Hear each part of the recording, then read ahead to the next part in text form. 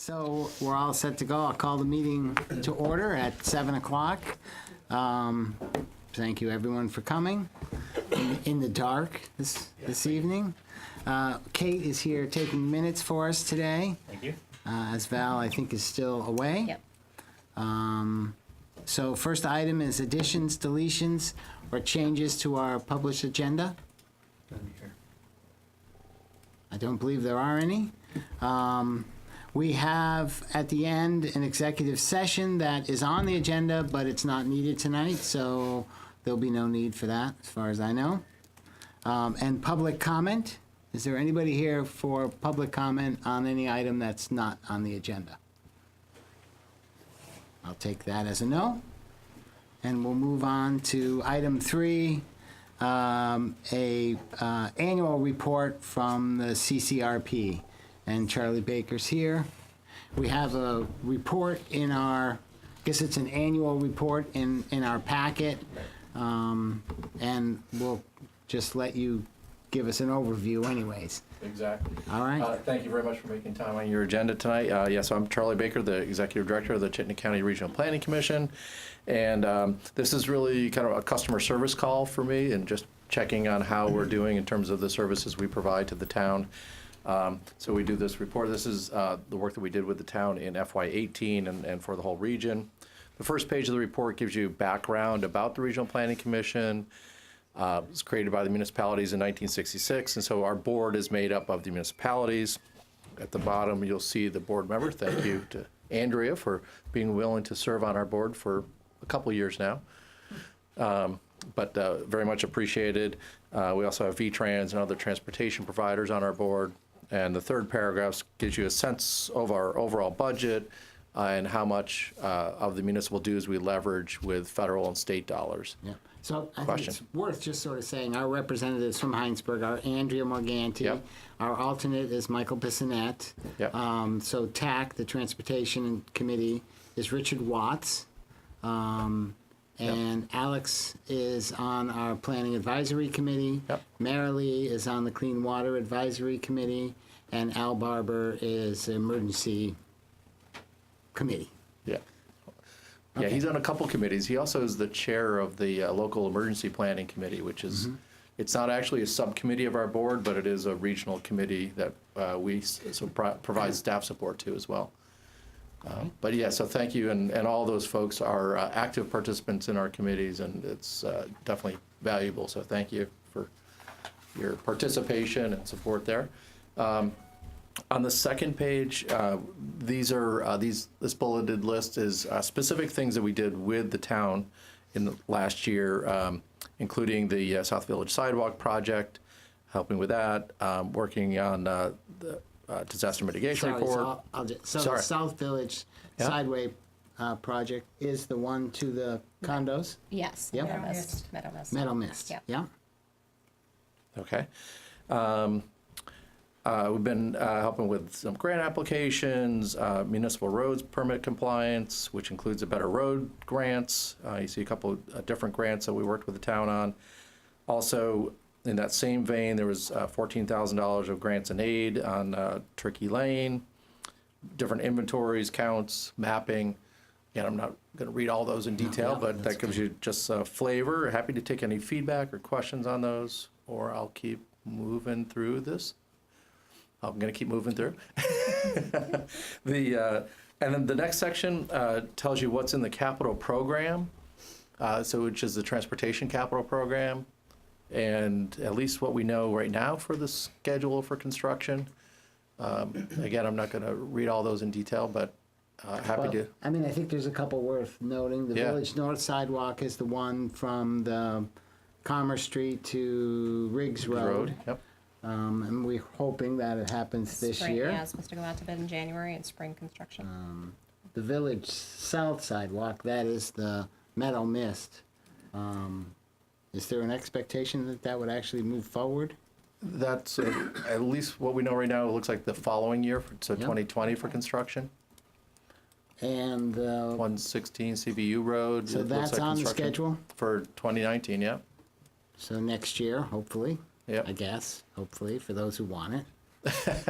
But Yeah, Okay. and so actually you don't have a lot of projects, but it's one of the more tighter schedule of projects that I've seen. They're usually going out several more years, so good to see Well, the that. CEU road improvement project has probably been on the books Yeah. for the state for at least 5 years. Right. Probably more like 10. But now it's next year. Well, it's been next year Next year. for Has it? several years. Yeah, all right, let me It's check on really that. next Yes, year this time. yeah, yeah. You have confidence too? The last couple pages of this report are things that we do region-wide without being specific to any one town, including we updated the regional plan, and we do a scorecard and annual report each year on how things are going.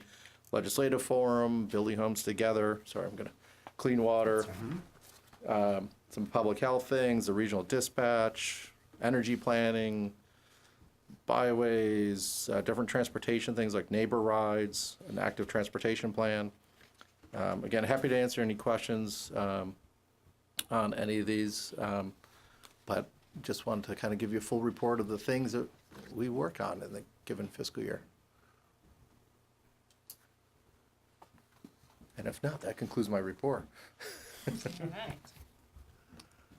Are there any other specific questions? Not for Charlie, but I will say that Andrea and Michael have filled this in, on a more regular basis over the last few months. So that's been helpful to Oh, great, keep yep. appraised of what's going on. Great. Thank you for doing that. All right, I will leave you to your meeting. Thanks. All right. Thank you very much. Appreciate it. Anybody Thank from the you. audience have any questions? Right, thank you. All right, next item on the agenda is the consider again, this will be, I think, meeting 4 or 5, water wastewater allocation request from BlackRock.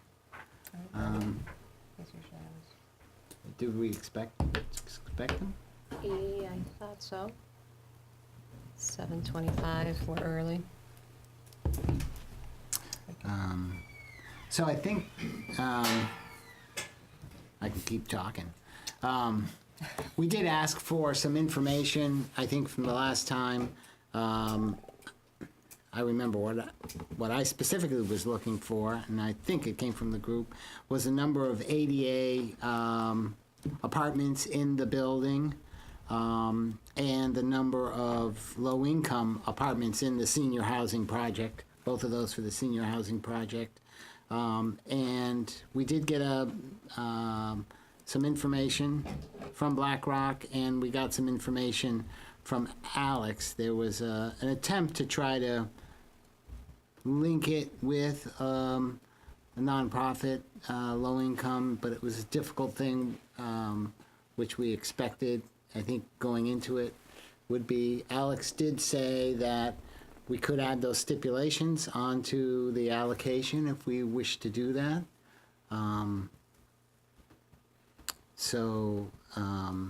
Potentially we could say, is it 5 or 10? Well, 5. he's required to have 5. Yep. Yeah. And so I think we had our, 5 for the ADA.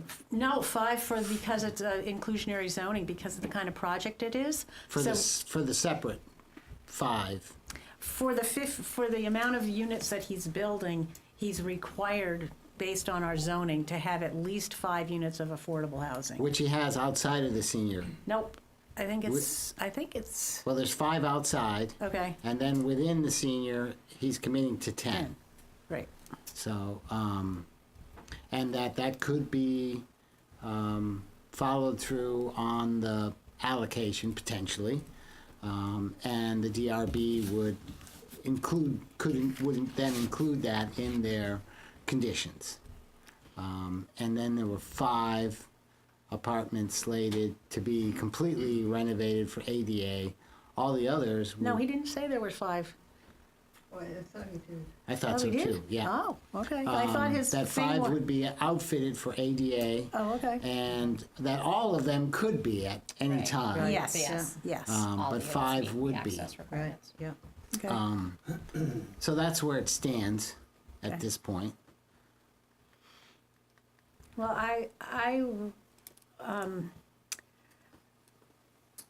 feel like I want to assure that, I mean, we are saying that he's going to get this allocation from our special projects, and as far as I can tell, the 50 units of senior housing are just market rate housing for people 55 and over, and that it doesn't particularly meet the need that has been the most important needs that were identified in our housing needs assessment report. But I think if we stipulated in our allocation that 10 of those units had to be permanently affordable based on our inclusionary zoning requirements of 5.21.9, then we might consider it. So there'll be 5 outside of the senior housing and 10 within the senior housing. But I think it's important that we tie it to the water allocation using the same language, but if something happens during the DRB process, that this allocation is void, because, you know, he could decide that, well, there's really not a market for 55 and over, and you know, then we've just given away a really important asset. I would think we would, and that was the recommendation that we do that. Yep. And BlackRock said the same thing. They would assume we would put that stipulation on there. When Ben was here last time, he basically agreed to this with the Affordable Housing Committee, so. Yeah. Any other thoughts, Aaron?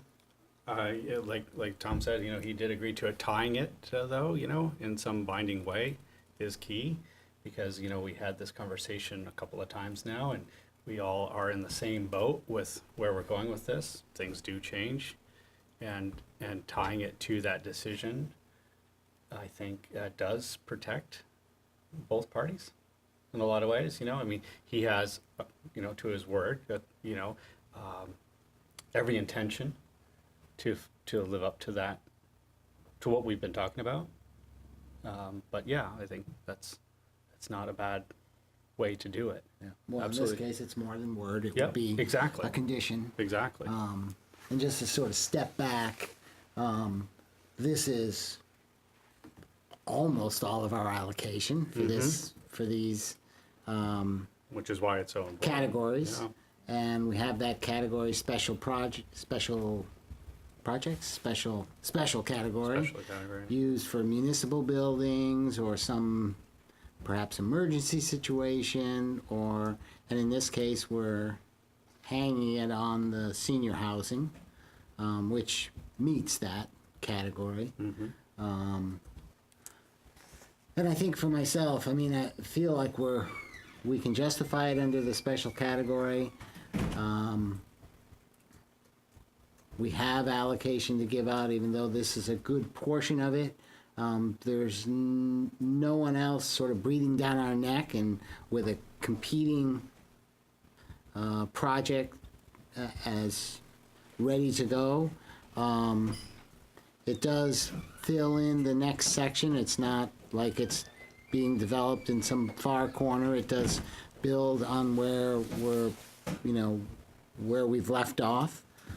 So it seems to meet most of the requirements.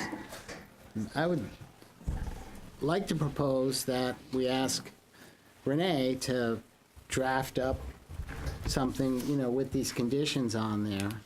I attempted to draft something, but we don't have his actual, he has his application fee, but we don't have the allocation thing in this agenda. It was in the other packets. It's been In the in previous, It's yeah. been in So many it's previous. there. but- We could- Right. Yeah. We could sign it Yeah. and Okay. if everyone's in agreement and feeling like we would move forward with it, then maybe we draft it up Yeah, in such a way, could be a short couple paragraphs saying the allocation is based on Yep. these conditions. And perhaps at the next meeting, we'll okay. vote and to go forward. Does that sound all right with you? Yep. So it sounds like a straw poll says That's where we've we're been ready to go. heading all this time.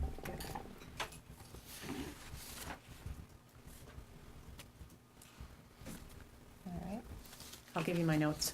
Okay.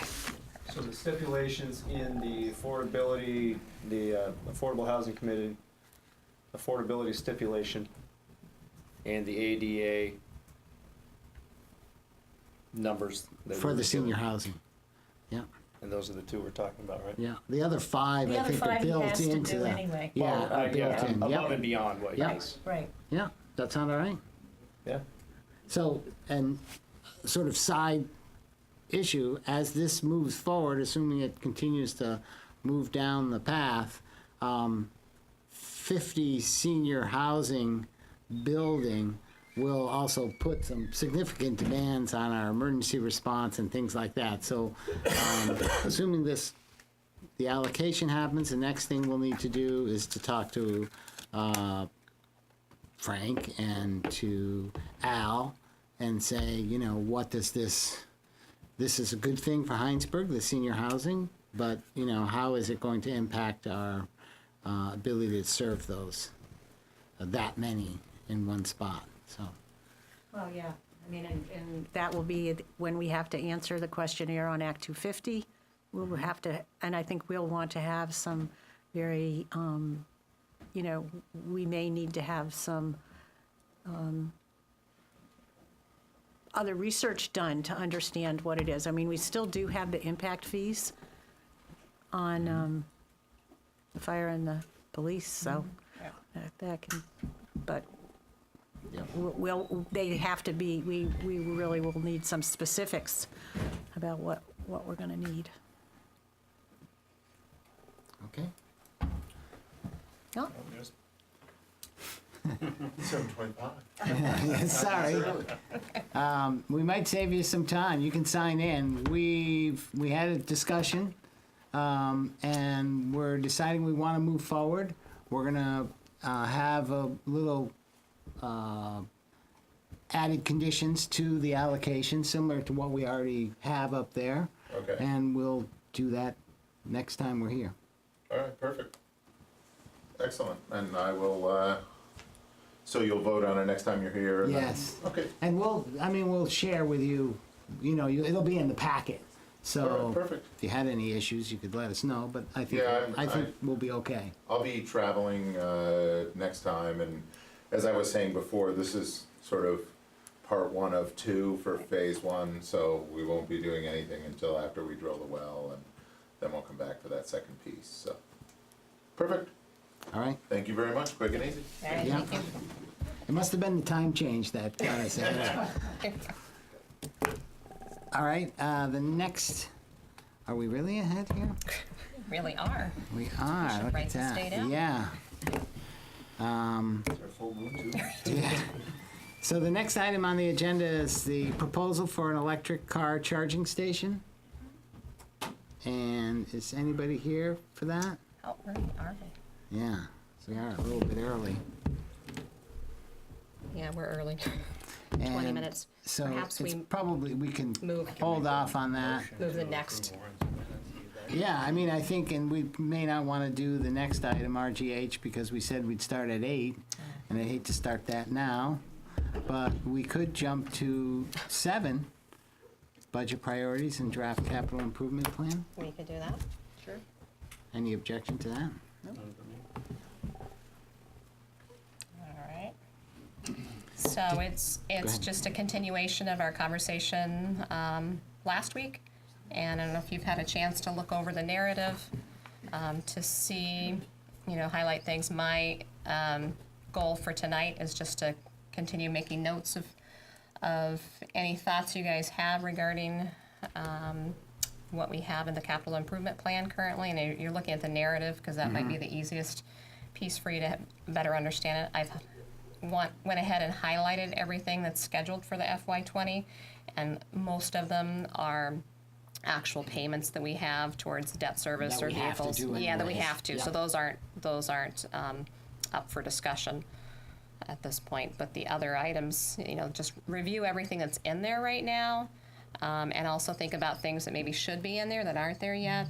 You really want to be thinking out, not just 5 years out, but 10 years out, what we're looking at. We're really trying to focus on all the buildings, you know, with town hall and everything, so that we're maintaining what we have.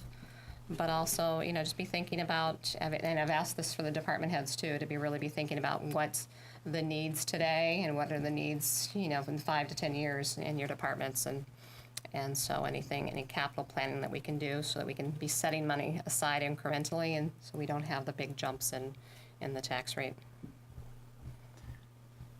When do you expect that the department managers will give you their input and we'll be able to see anything that might be off of our radar, I guess? So we are regularly talking about that in our department head meetings. I also have sent them out their budget worksheets, and those are due back to me on November 21st.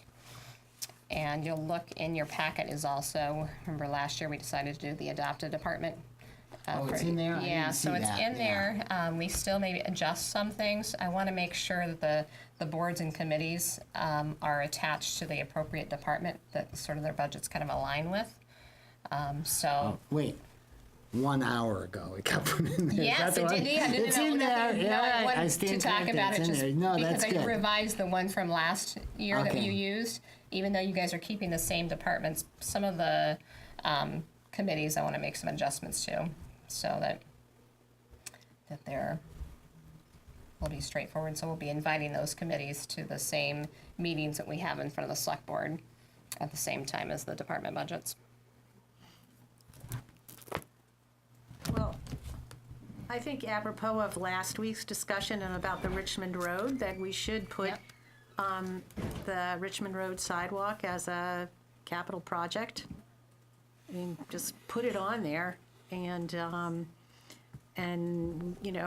so that it's there, and then we will be thinking about funding. We'll get some numbers, but let's not forget about Yeah, I the mean, discussion that we had. That's not bad. I mean, Tom and I had a brief discussion just before the meeting that there may be a number of ways to skin that cat. It may not be, a bike path that meets federal standards. Right. But yeah, I think putting it on there is a good idea. It's going to be Right. a capital project, Yes. whether it's, Yeah, no matter how it gets right. funding, Right. but it Yep. will be. So that's not a bad idea. Yeah.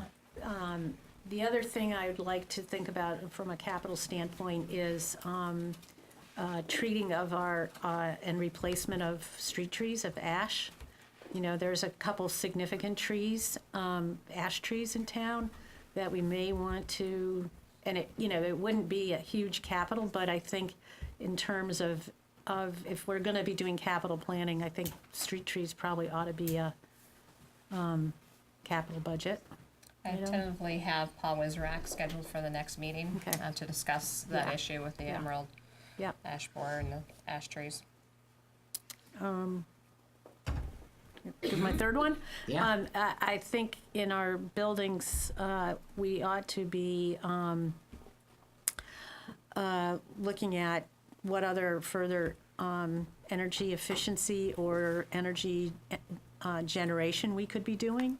So where are there opportunities for more solar? So potentially on the new town On the garage, yep, was designed for that. yep. So potentially you could do that there. Yep. Yep. And/or on some of our other municipal buildings or other places.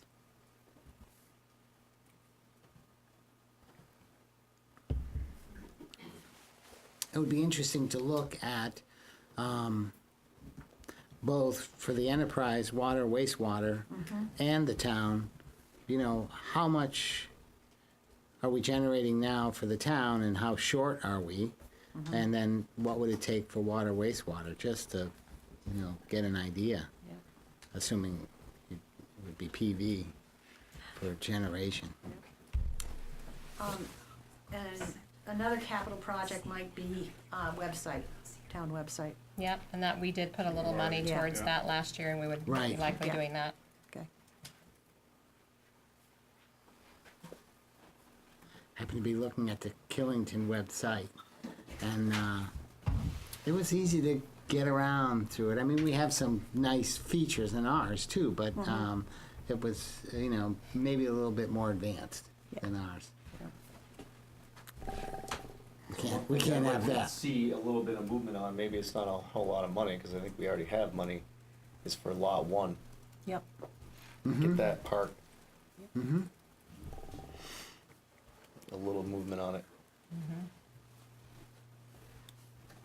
Yeah, now that everything there is settled out, it seems there's not much more that's gonna Right. happen there.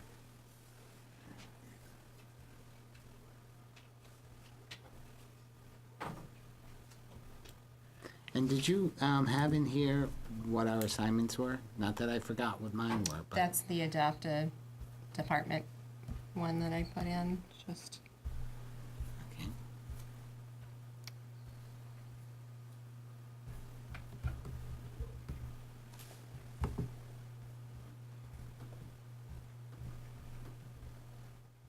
budget, that number 8B. Oh, yeah, Oh, okay. okay. Yeah, yeah.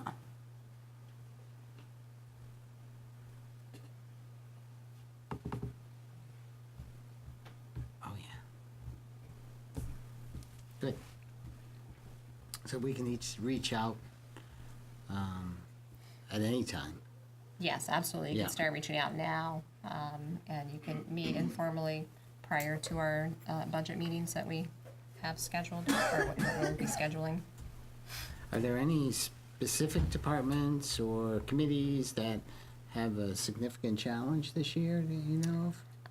Not that I've got an indication of so far. Okay. And we'll do water, wastewater separately? Separately, I mean, that's done in That's June. done in June, Right. yeah, Yeah. yeah. Right. yeah. But speaking of that, even though we do have the first committee meeting tomorrow. Wednesday. What's tomorrow? Today's Tuesday, Monday, Wednesday, right? It's Wednesday Wednesday. morning.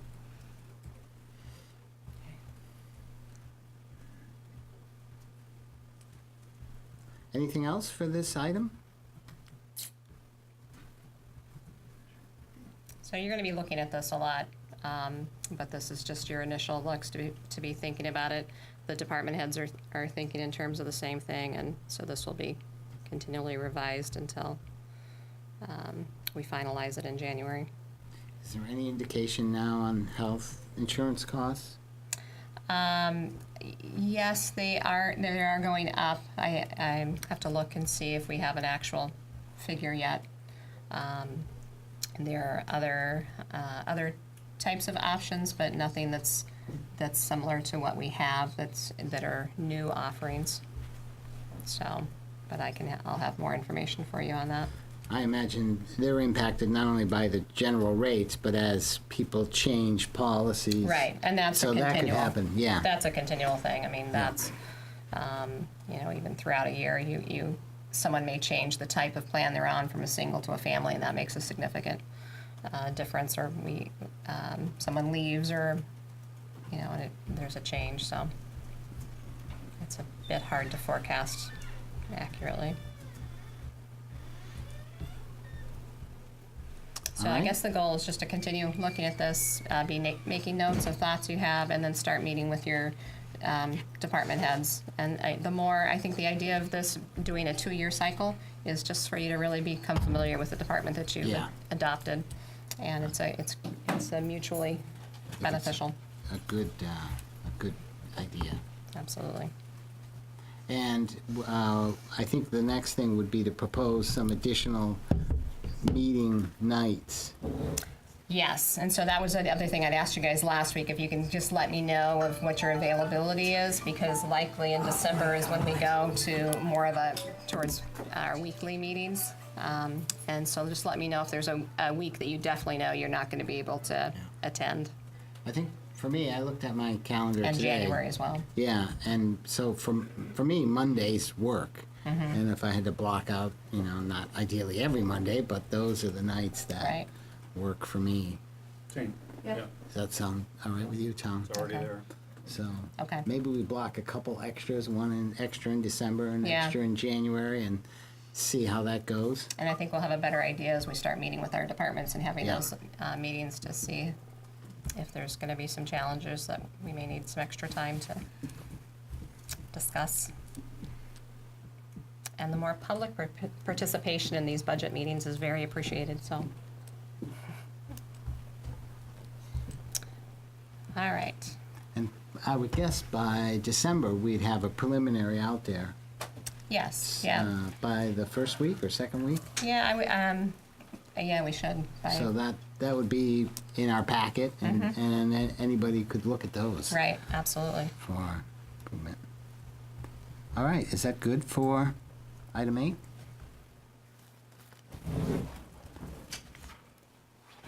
Are we okay to go back to 5 on the charging station? I don't think so. Not yet, yeah. I'm Emily. Oh, you're Emily. Okay, Oh, hi, Emily.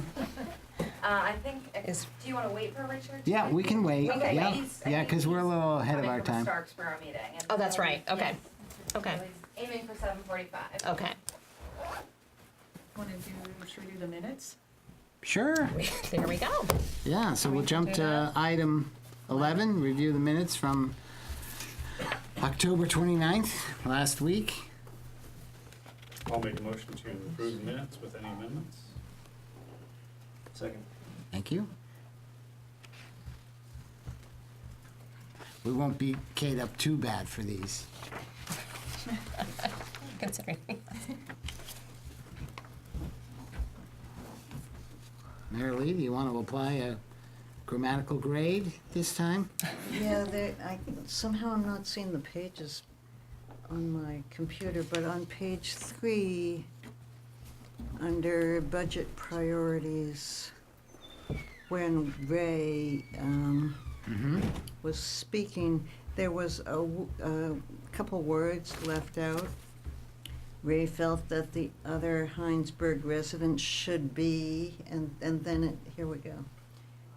Ray Nails, a Hinesburg resident, voiced his concern. I can't find it. This is on page 3, Yeah. the discussion of budget priorities. Yep, that's right. Ray also felt that other Hinesburg residents should be about their feelings about the need Thank you. for a sidewalk, so That was what was confusing. Something yeah. was left out. also felt other Hinesburg residents should be Vocal? consulted? I don't know. Back to it.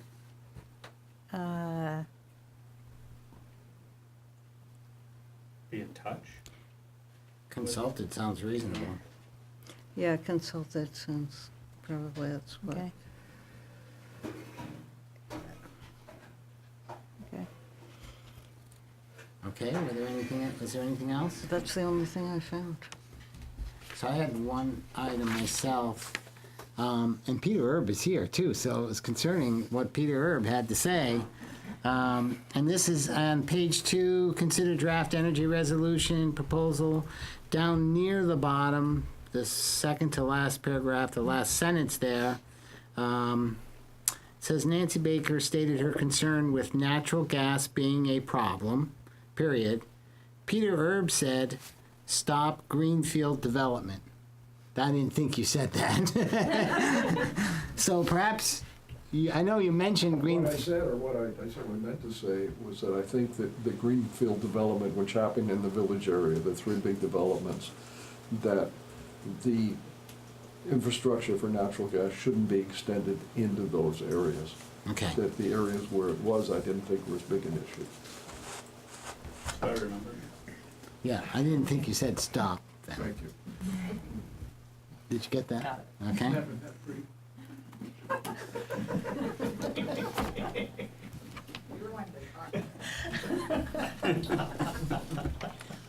Anything else? No? So we have 2 slight changes. All those in favor of the minutes for October 29th with those changes, say aye. Aye. Aye, so that passed. All right. A motion for warrants. Sure. I'll make a motion to approve warrants, including payroll, presented to us from the clerk. Second.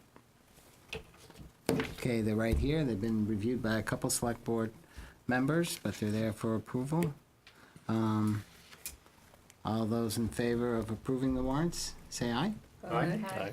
Aye, so that passed. Well, Should have had a This has discussion. never happened. ah, I'm sure we'll catch up. Yeah, right. Thanks. Can you do the town administrator report? Sure, let's do that. All right. This is item 9. It's For those keeping all over the score. place. All right, so I had mentioned earlier the budget worksheets went out to the department heads, and they are due back to me November 21st. Also sent out an email about town report submissions due December 14th, which is a Yes, I saw Friday. that. Yes. And we are very active with getting information to all the insurance companies that are planning on bidding. As I mentioned last time, that we're doing an RFP for insurance services for property and liability and workers' comp, which is a big expenditure item in our budget, and so hoping to get some competitive rates out of that. Highway garage. Sorry to interrupt. When do the workers' comp rates come out? The following years? Well, we'll be getting those rates from our. They're also going to be putting in a Yep. proposal. So our current insurer, as well as the others who are submitting Do you mean proposals. the rates or what our experience rating is? Yeah, I Experience think they'd be The tied. experience mod was already likely to go down for this Okay, coming yeah, year. that's what we're So, kind of hoping for yes, because of the yeah. safety committee and all Yeah. the Yeah. So we're actions that have been likely going to taken. have some savings there, regardless. Good.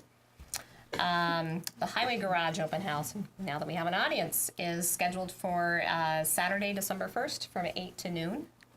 So we'll be putting more information out there about that. It'll be an opportunity for folks to come out and see the new garage and the space that they have now. A very safe working environment with a lot of space to be doing the work that they do. Just to clarify, don't bring your recycling. Just because it's Yet, 8 to noon. not it's yet. correct. But on that note, Yeah. I think CSWD is hosting a forum for Hinesburg residents or people that, at the main hall on November 13th, I believe, is a Wednesday? Tuesday, I Tuesday. think.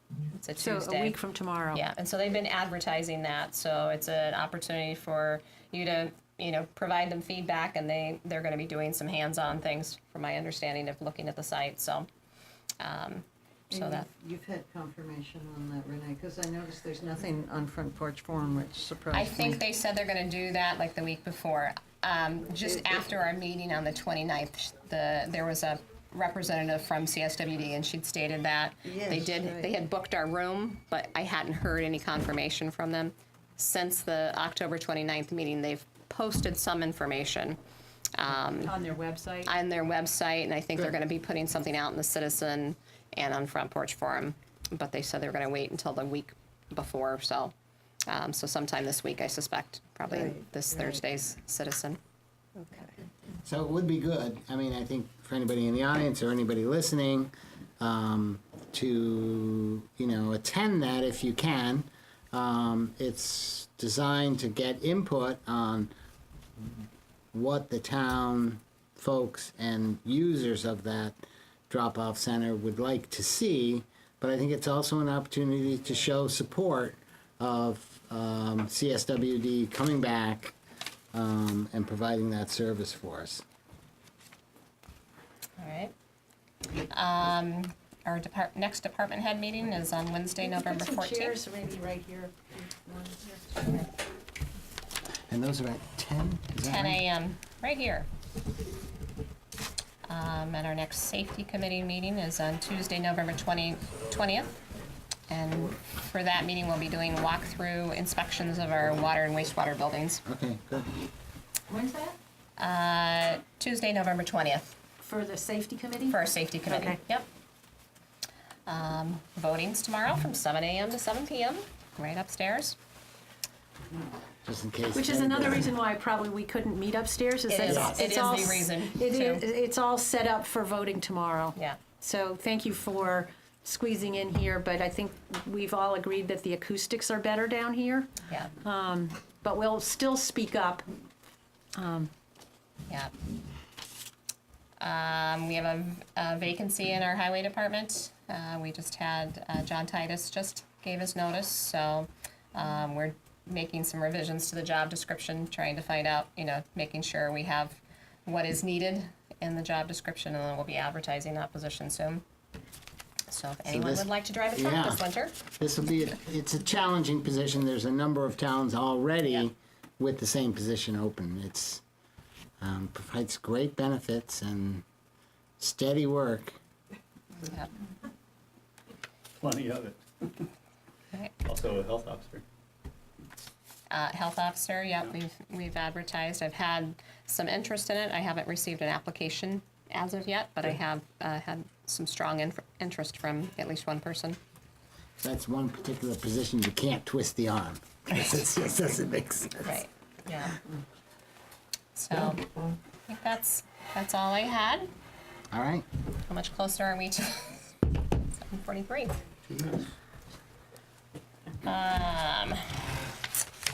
Maybe Emily can start.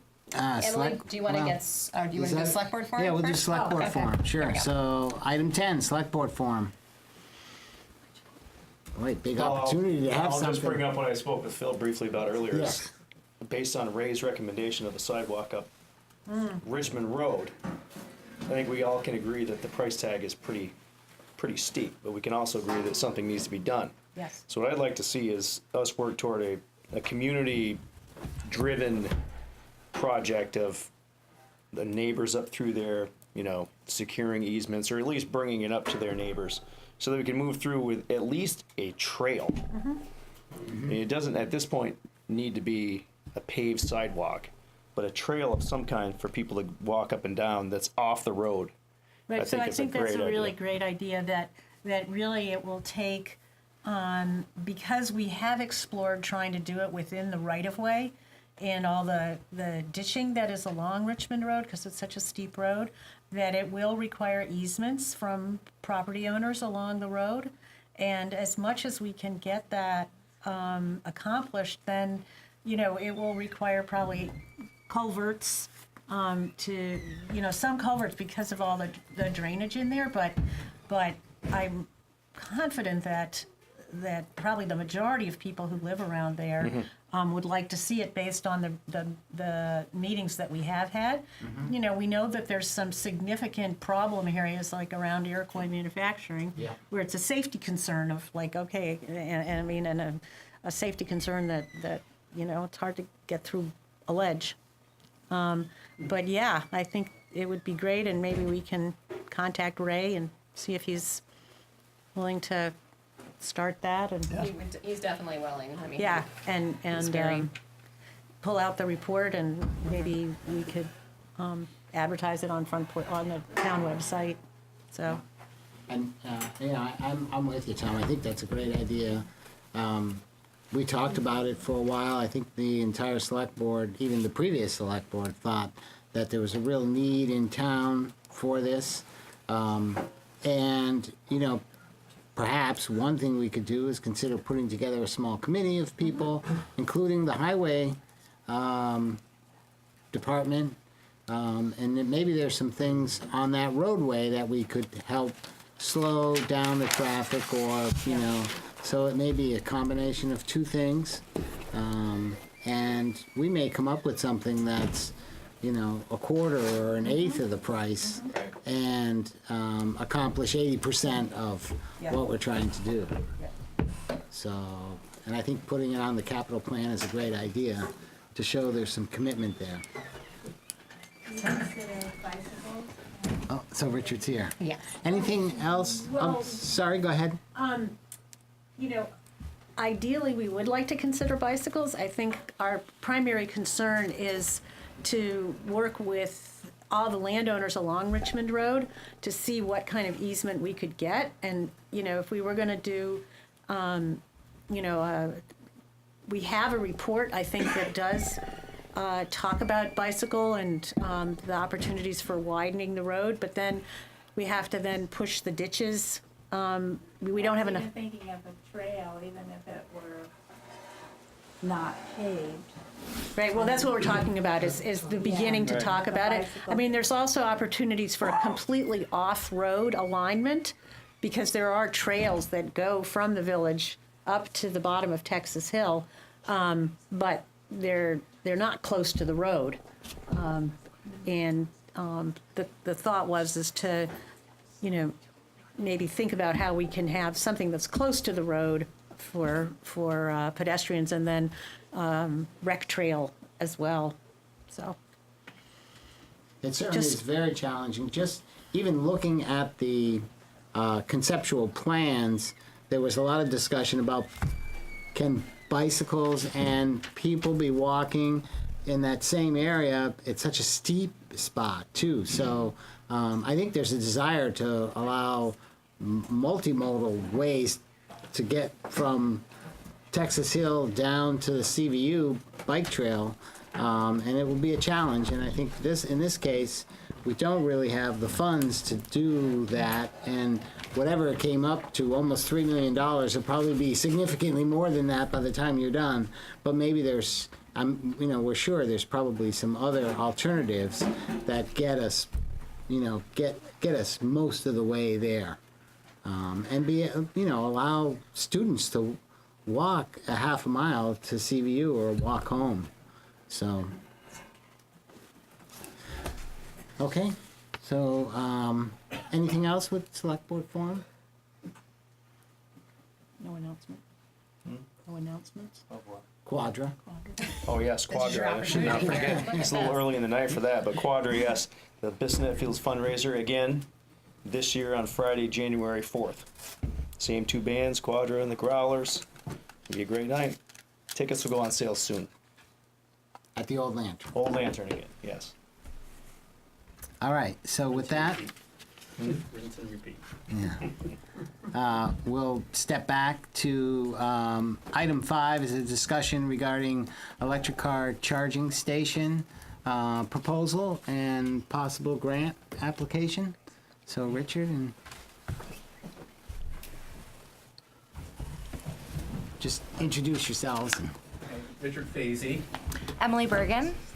and we're with Energy Futures Group at the old police station in town, and wanted to come to the select board and request, I guess, permission, and then seek the 10% cost share for a public electric vehicle charging station. So there's an opportunity with the VW settlement funds that came back to Vermont, and there's a competitive grant application that's open due November 30th. It's the first round. There'll be a second round later.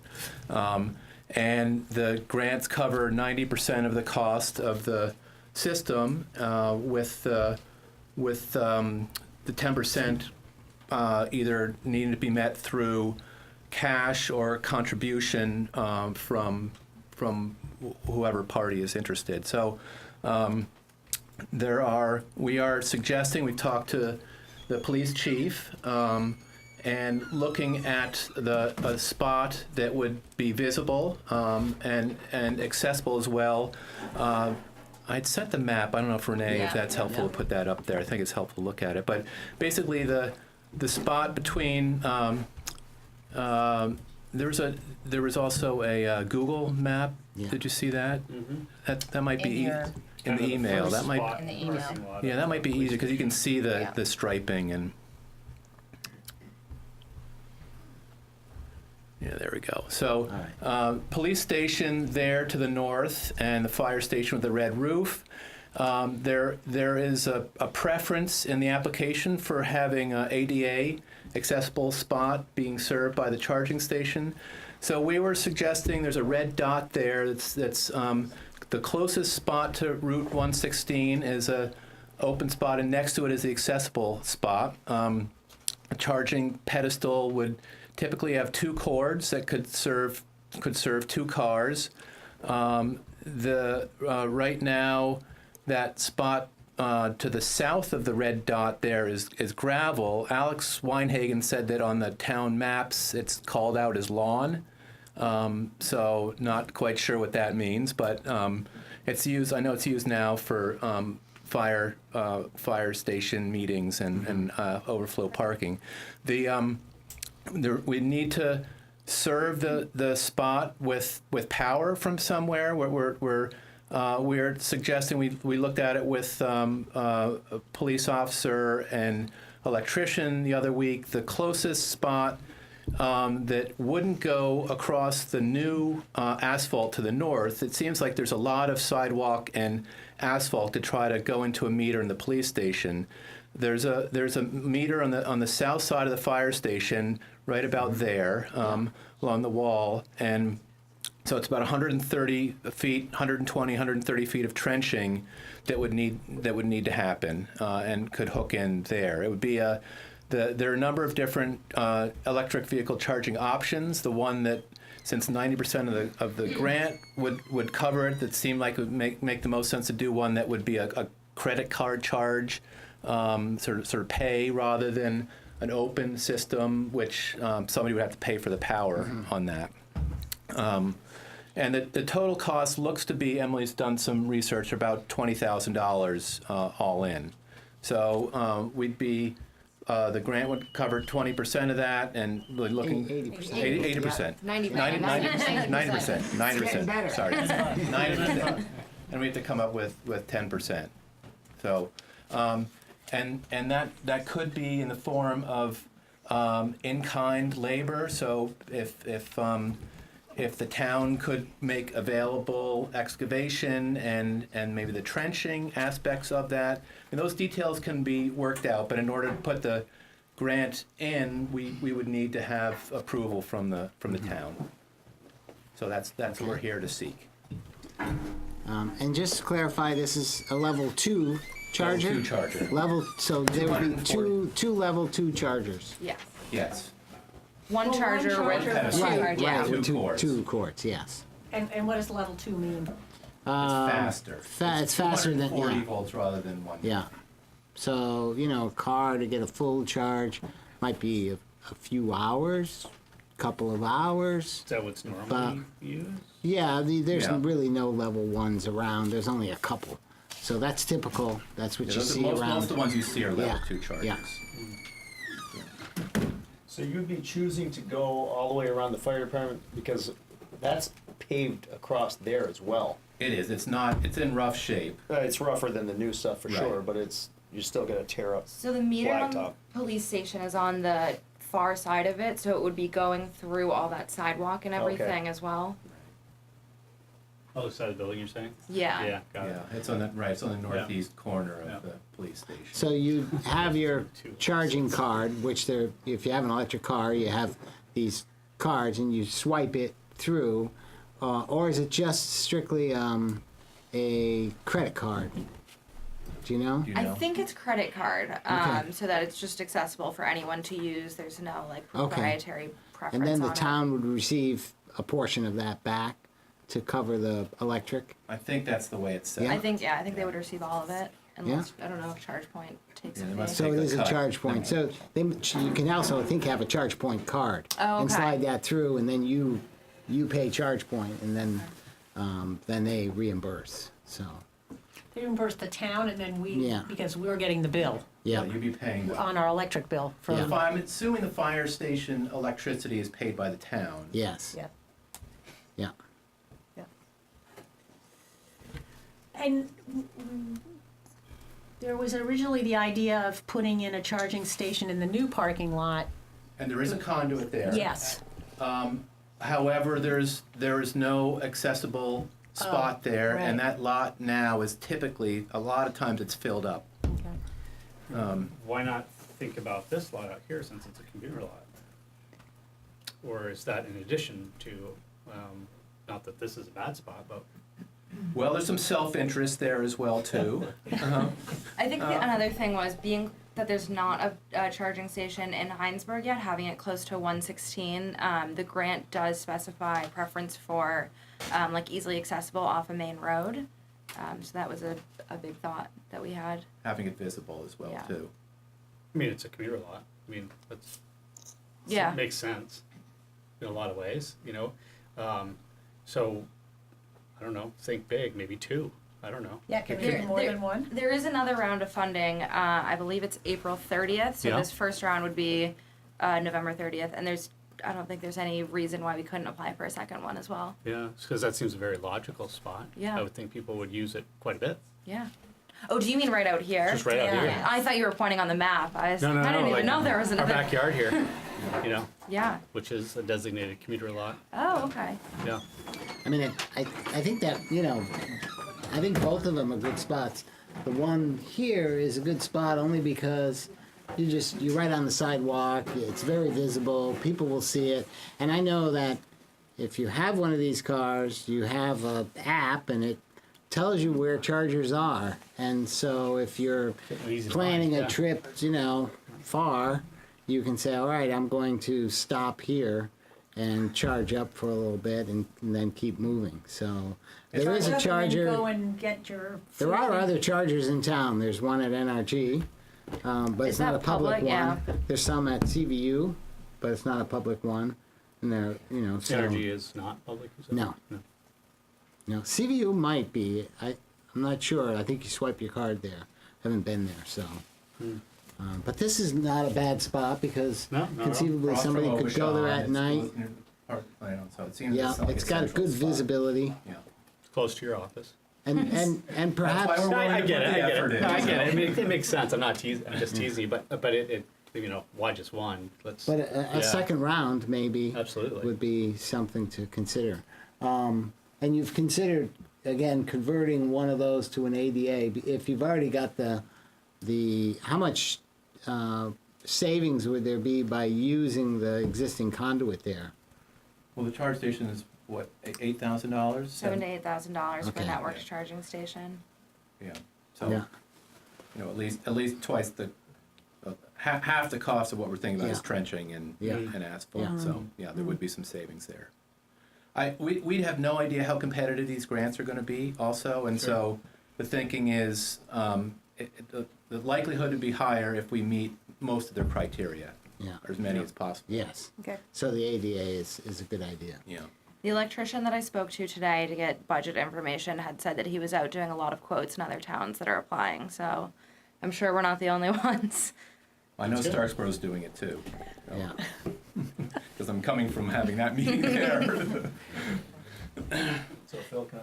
Yes, go ahead. So I have a couple concerns. My first is getting the blacktop fixed after it's trenched. Is that part of the grant? It certainly would need to be part Okay. of that, yes. And my second item is that it looks great right now, but when that turns white and there's a foot of snow on the ground, that particular area is a big snow collection area. That's true. But not the the- parking spot. Yeah, but well, where they that push whole- it, where they. Kind of is. Yeah, it kind of is. So it had to be just pushed differently, I guess. Yeah, I mean, it's, Push it further back on the lawn that way, because they kind of just kind of go. to the west. They just kind of take everything from you know down here at the wastewater and right. push it all the way There's that across. area, and then you can push it back there a ways, but just a thought. Yeah. Yeah. Because It is there is a lot of concerned. snow pushed right there, especially during heavy storms. So you had Chief Koss was there, Yes. and Al too. Has he been brought into the? Alex Weinhagen? Yeah, no, Al Barber, the chief. Fire Fire chief. fire chief. Fire No, chief. have not talked to the fire Okay, chief. we should So do should- that. should do yeah. that. Definitely. Yeah. But He's Chief Koss watching. was- So he normally is watching. So Chief I'll Koss get some was text. very supportive. He thought it was a good Okay. idea. And some of the other officers said, well, maybe I'll get an electric vehicle. So you need approval, certainly before the end of the month, it has to go in. Is there any thoughts by the board on where you're sitting? Can I make a quick comment, Phil? Yeah, 1 second. Sure. Yeah. I would be supported. I mean, you're willing to do the application, you've gotten the information. I think certainly we could support the application, and meaning that we are committing to the 10% match, which can be in kind. 2,000 or in kind. Yeah, okay. Yeah. So maybe we, Agreed, and it hits bullet points on our town plan, you know, of what we're trying to accomplish here, and quite frankly, it's long overdue. I mean, these are everywhere, and it's funny that we don't have one, honestly, except for the ones you pointed out. Yeah. Chuck? I just wanted to support this effort. The Energy Committee has been talking about this, and we were looking for some grant applications, and we are totally supportive of this effort. And we did talk about multiple sites in town, so I think this is a good start. And, you know, parking lots where people spend a little time, you know, even Layman's or a place like that, you know.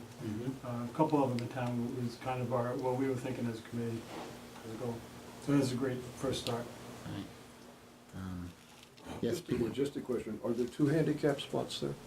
One on either side of the No, charging there's station? one. There's one. And does it mean because it's a charging station, no one else can park there? That's a good question. Yes. I don't know that I don't know what the criteria is around that. Do we know how it works? Because you can't eliminate that. Right, handicap, it would so be you'd down, have you're to- down have to to one figure that unless, out. yeah, Right. I mean, potentially you could back up from the other side. You could make it like two non-handicap and 1 handicap, I suppose. So that's a good consideration. Because then you're sort of limiting it to some extent. So I would propose that we would consider moving forward on this and put together the application for, this would be coming from the application would be coming from the town. Yes, I believe so. I think it would either be from us with the town support or straight from the town. I'm not sure what the exact wording is in here.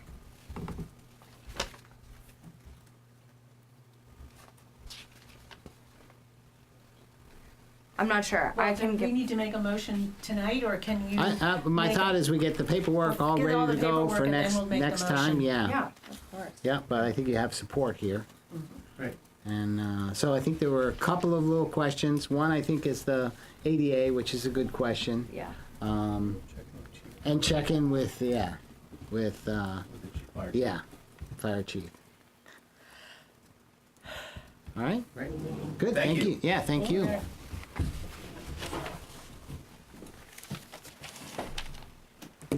Well, that's it for tonight, I think. We're good. Okay. Much better than television. Next item on the agenda is item 6. And this is a discussion, this is a presentation by Responsible Growth of Hinesburg, RGH, on a potential strategy to purchase Lot 15 without taxpayer funding. That's how it's worded. Just to set the table, I think, we know that the DRB rejected the latest application by Hannaford's for a couple of items. One of them being the proposal didn't meet the criteria within the town map. The select board could see that as a possible issue. Is there any way that we can get some people that are outside, inside? I think if they're willing to stand, yeah, we'll, More chairs behind you? Or use these chairs? Hopefully the fire marshal won't show up. he's listening. Thanks for bringing that up. Is he? Probably. Yeah. Couple chairs. Yeah, I will. I was just thinking that. Thanks. Yeah, no, that's good. I appreciate that. Actually. And just a reminder, if you're here and you haven't signed in, please try to do so before you leave. Jump over and climb over the people. Yeah, we brought the signature. They put it out by the door. Oh, okay, perfect. All right. I'm trying on that, yeah.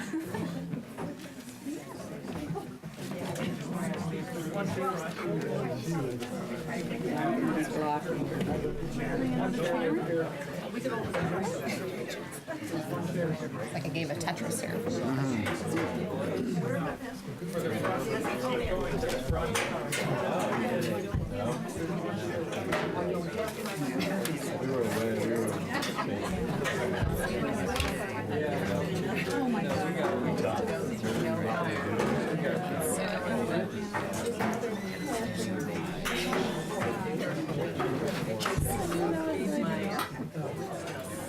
Thank you.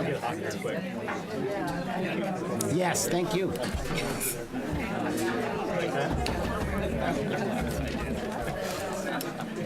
Where's the damn gavel? Yeah, right, good idea. I know this goes over here.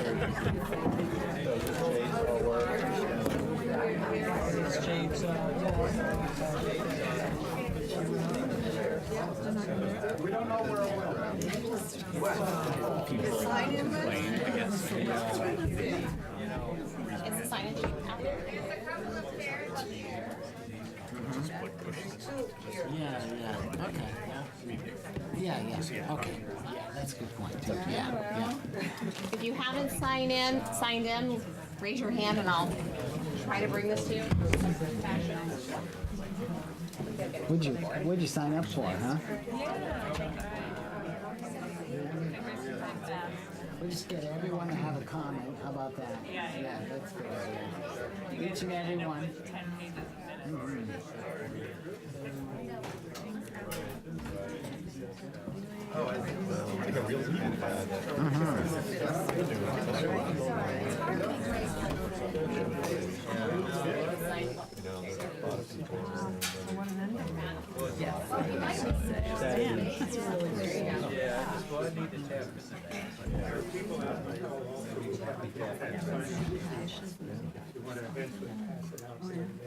Or I can bring it out so you have to find it again. Okay, we'll get started. So I'll start off first for those who hadn't heard. We figured it might be a crowded meeting, but we're unable to meet upstairs because it's voting. And if you haven't voted, tomorrow, please go vote. And I was just sort of setting the table. The agenda item here is a presentation by RGH, Catherine, and will talk to us about a possible strategy around the possibility of applying the town map rejection by the DRB. And so the DRB rejected the Hannaford's application on 3 items, one of them being failure to meet the town map. I was saying just before we tried to adjust everybody that the select board had some discussion in anticipation that that could happen. We've also had some legal counsel associated with that. I don't think the select board is ready to move in any one direction or another, and we certainly won't move in one direction or another tonight. We continue to get some legal counsel, and this is a moving issue as we speak. So it's very complicated, and it's not, just something the select board will take lightly, or, and I'll speak for myself, it's not something I think the select board will do as a vote of who wants Hannaford's and who doesn't. This really is a serious issue associated with the DRB's rejection of the town plan map. And so now some responsibility falls on the select board to handle that issue in the best way possible, I think. Is that, you want to add anything to that? What you said was confusing the DRB's rejection of the town plan map. The official map. The rejection of Hannaford's proposal for the use of that space did not meet the requirements of the official map. Yeah. So that is the basis for their rejection. Right. And that's the reason it potentially can come to the select board. Well, the select board has 120 days to act when the DRB rejects, denies their approval. Then it becomes a legal matter of the select board having 120 days to act on that possibility of using eminent domain to take or purchase lot 15. And we have to we would have to begin that process within the 120 days. That's good, thank you. How many days has it been, Andrew? Pardon? How many days has it been? Since the day of the October the, 16th. so we'd be somewhere into February. Thank you. Catherine? Hi, everyone. It's good to be cozy in a small town. So I'm pretty much going to read my letter. I've changed a few words here and there from the copy that you received. Not really material, but just a little updated information. My name's Catherine Goldsmith. I live in the village, and I'm a member of Responsible Growth Hinesburg. Dear members of the Select Board, as you know, the DRB recently ruled that the Hannaford application does not meet the criteria for public facility specified for Lot 15 on the official map. The official map is a planning tool enshrined in statute for the state. As of October 19th, the town has 120 days to start the process of acquiring the land. We, the members and friends of Responsible Growth Hinesburg, ask that you take action for the people of Hinesburg to save Lot 15 for public use. Needless to say, the Giroux Family Trust will need to be compensated fairly for their land. We applaud their patience as this case has worked its way through the courts. The land has been for sale for 32 years. Plans for development have not worked out for different reasons. Proposals have included a lumber yard, housing, NRG's expansion, and the animal hospital relocation. It's a difficult site to develop due to its shape, the soils, flowing water, the road access, and significant traffic considerations. This is part of the reason it was initially put on the official map. Through 8 years of public hearings, legal depositions, and court actions, much more has been learned about Lot 15. And I'm just going to mention a couple of things because there's more than what I have in the letter. The town has learned that Lot 15 is an essential part of the drainage system of Lake Iroquois. In other words, the water flows down from Lake Iroquois all the way down into the village and Lot 15. We've also learned that runoff from Commerce Park and Patrick Brook will overtop Vermont Route 116 in a 50 or 100-year storm. These storms are actually now happening almost every year due to climate change. More than 400 housing units are currently proposed for Hinesburg's village.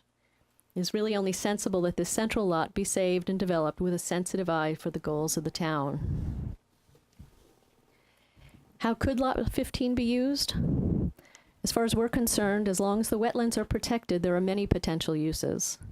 Suggestions in the past from the public and also from the Lot 15 committee have included affordable housing, a new farmer's market, play space for children, ice skating in winter, senior housing with space for senior programming, a dog park.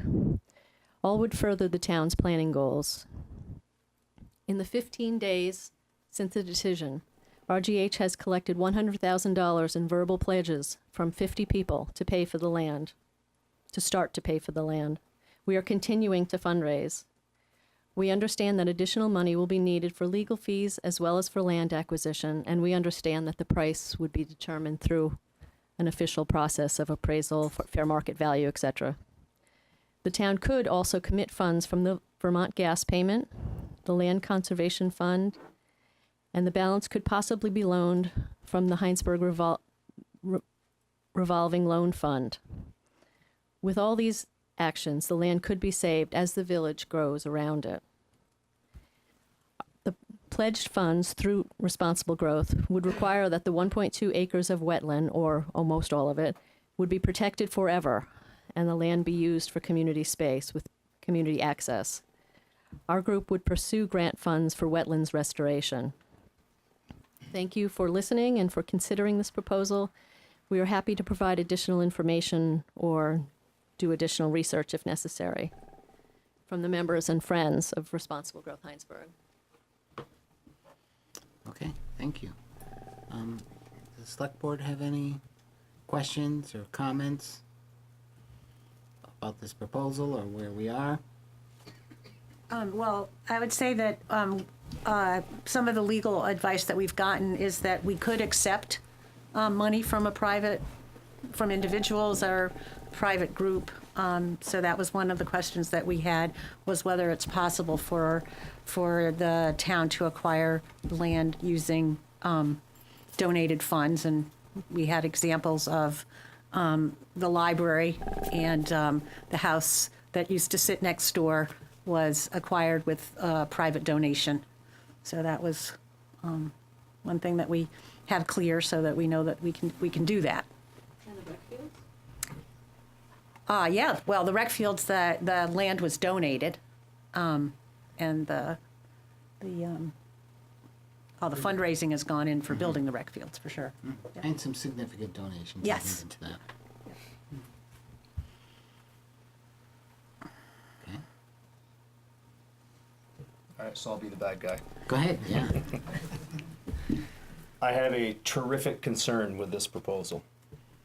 And it has for me to do with eminent domain being used to acquire a property against the wishes, I believe, of the owners of the land without a, I'm going to say legitimate, but without a rock solid use in mind. Eminent domain, in my opinion, is for essential community function, infrastructure. I just can't see how this is that. And I want to keep this in a certain frame of mind, like Phil spoke about earlier. It's not about a store. It's about a parcel. And that's the way I want to frame it. And with that in mind, eminent domain for me is a big deal. They're scary words for everybody. They sure We've are. known that from the beginning. Yep. Absolutely.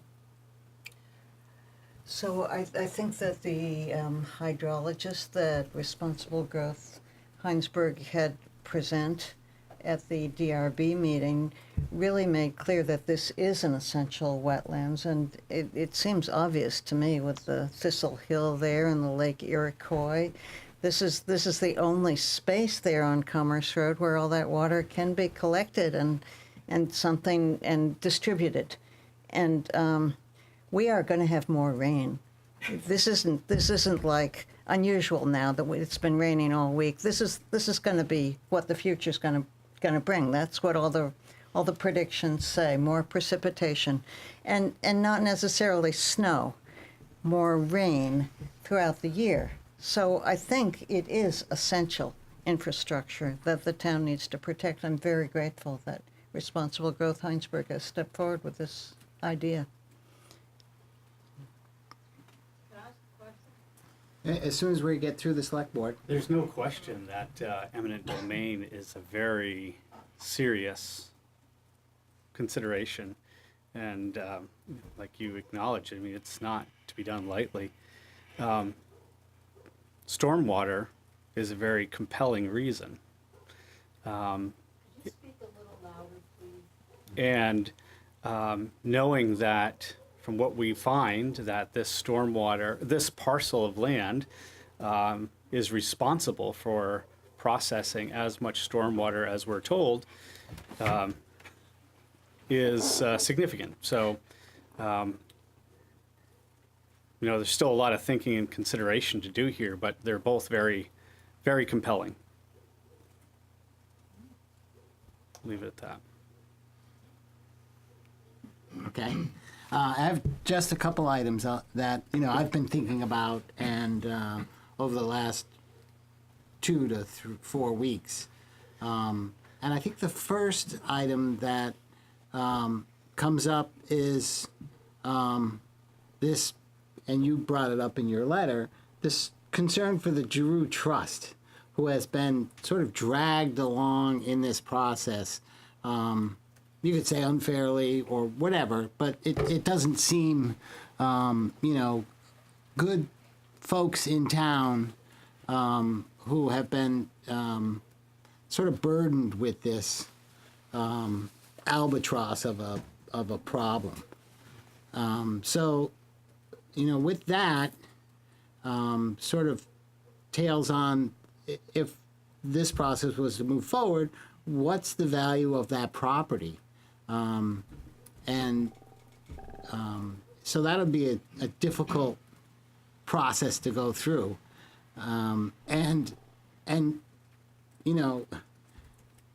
You could say it's a very valuable piece of property, or you could say maybe Hannaford thinks it's not that valuable now. It's a very costly piece of property. So that's a difficult question, I think, that, if we were to move forward with this process, that, I would want it to be a very fair process.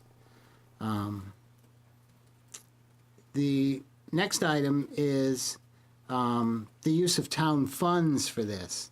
I could certainly say, without a doubt, it would be hard for me to go to the town and say, hey, here's a great opportunity to spend a significant amount of money against, for the last, it hasn't been part of our budget, hasn't been even an inkling of our budget, and nobody up until now had even planned to do anything with that property from the town. So it would be hard for me, I think, to ask the town to foot this bill. And then the last thing is just a reminder for everybody, I think, that the legal issues associated with this are far from cut and dry. And if we decided to move forward as fast as we can, we're going to get caught up in that. And there could be significant legal costs associated with this. So I think that I would be advising the select board to move very cautiously in any direction they decide to do. So because of that we would not want to get caught up in a significant legal battle. And I don't think, and I don't think this, although it seems like we're in a new spot since the DRB, from the DRB's decision, that decision is still not 100% clear. So, so that's, I think, what I have to say on it. So we would open it up for anybody who wants to add something to it. I'd prefer to keep it away from we don't want Hannafords or we do want Hannafords, and to focus on the issue at hand is the select board's role now in evaluating the DRB decision. Can I say one more thing quickly, Yes. just to sort of respond to what you said? Our understanding is that this is a way, and I wish I had put this in letter, that this could be a way to really bring this to a close for the town. And if our group could sit here and say, yeah, we're going to give you the money, and this is what you have to do with the land if you want the money. But that doesn't seem like the right way for this process, for these 8 years to end. It seems like there should be some public process if the town acquires land and chooses to do something with it. But our understanding is that this is a way to end the unending legal battles, and that really when the various parties involved, and I won't, including the Giroux Family Trust and others, have been tied in legal knots that were unseverable. Because every couple of years we would say, hey, maybe that agreement's going to end, and maybe we can, no. When corporations do this, they're experienced and the agreements are watertight. But this is actually a way for the town to get parties out of those agreements. So that's seems like to an advantage to me. Potentially, it could help heal the situation and move forward. Exactly. Okay. Yes? I have a question. Do you have any sense of what the family's expectations might be with regard to price? Or is it, in other words, if you don't have any idea, it's pretty hard to even frame it. Because if it's a price that is way more than some of us might think it's worth, then, it's pretty hard to know, are you getting right away into an eminent domain, or is there a possibility of an amicable agreement? So, Does anybody know? I get the chance to answer, but I in no way have a legal ability at this point to answer that. I think if we were to move forward, then there would need to be an assessment done, and I don't think both parties have to agree it's a fair assessment, but that's how you go into this, and potentially that could be a legal battle. But you know, it's done in that way, as far as I know, that, and, you know, again, in my opinion, I would want it, if we were to move in that direction, I would want to walk away feeling like everybody's felt like, you know, there's some satisfaction there. Well, I would just suggest from experience in my own work that you would want to have some way of getting a mutually acceptable appraiser signed on. So if the family was willing to talk about the idea of a sale, that you have some selection process that allowed them to feel comfortable with who the appraiser was, and that they were certainly qualified to do it, but it would be, as you point out, a very complicated one because of the history of the property. But if you don't have a mutually satisfactory appraiser, you're going to have trouble. I mean, I think that was some of the advice we got in that way, that's the way to move forward. Frank? My name is Frank Haas. I'm a Hinesburg resident. I keep a low profile because of what I do. It's just nature of politics that you stay out of things until now.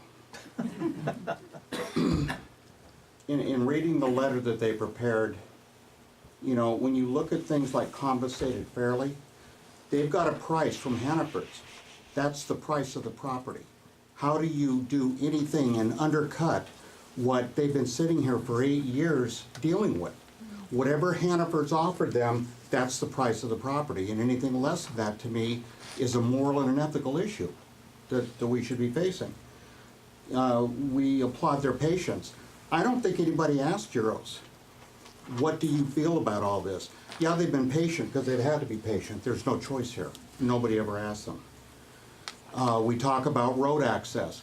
This is the only spot that this company could build what they wanted to build. The entire north of Creekside up to Shelburne Falls Road is off limits because of the 20,000 cap. There is no other place for them. Maybe we should have done this 8 years ago by putting a 20,000 square foot cap on that, or done something to not encourage a company to spend 8 years trying to build their building. See, we could have stopped this a long time ago, and we've allowed it to progress. More than 400 housing units currently proposed. Absolutely. Geez, wouldn't it be nice to have a regular grocery store to go to when we influx 600-700 more people, including what we have? We've done nothing with Lot 1. We can sit here and we can talk about, you know, okay, Lot 15 can do this. We have done nothing with Lot 1 in the 13 years I've lived in this town. It's just sitting there. And so we're going to do something and buy Lot 15, and then now it's gonna be a playground, or it's gonna be something. I gotta be honest with you, I don't believe it. I think what Lot 15 is now, if there's not a store on there, that's what it's gonna be.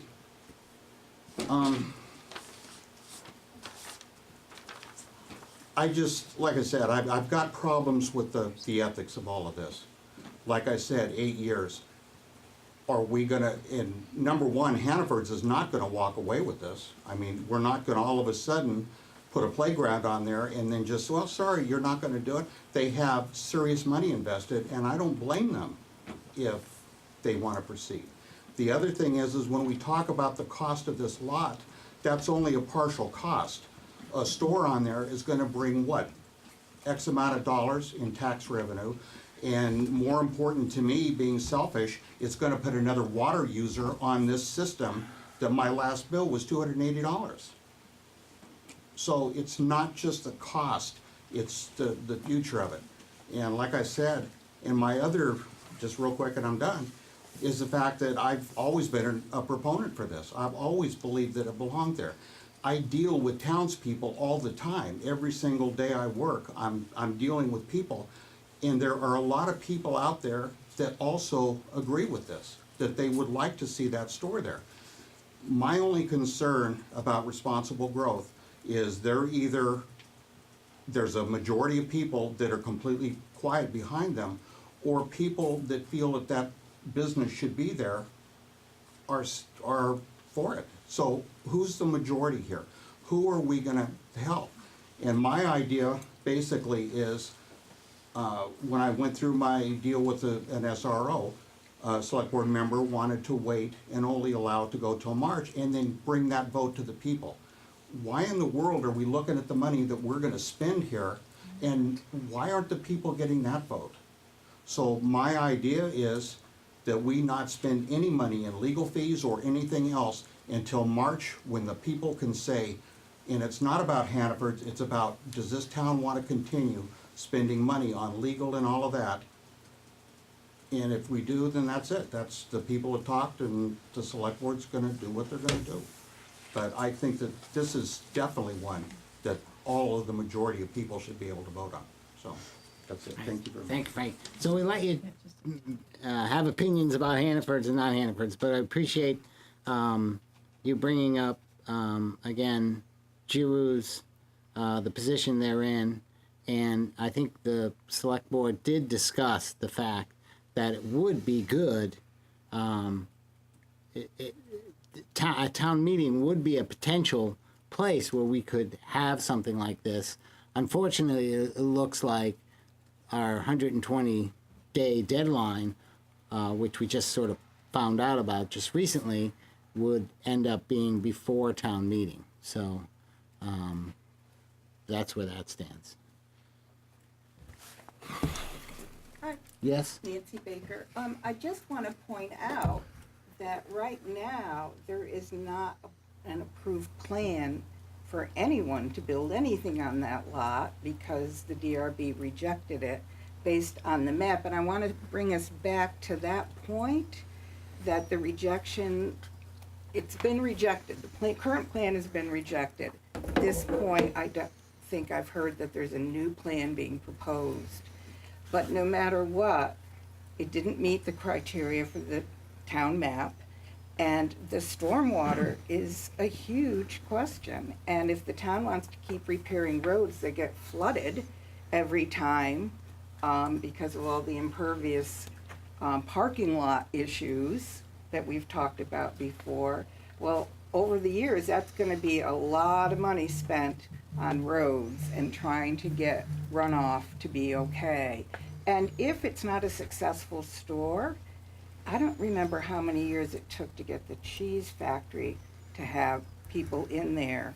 But if Hannaford's walks away because it's not successful and uses it as a write-off, which they've done in many places, we're stuck with a giant parking lot and a big box. I'm going to stop now. Because Okay, again, right, I don't want okay, this to all be I'm saying is, who- no matter what gets Right, built there, if it's not a success, however it works out, and it ends up flooding all the time. So this isn't the DRB, and we're not deciding whether Hannaford's, is it meets the requirements or not.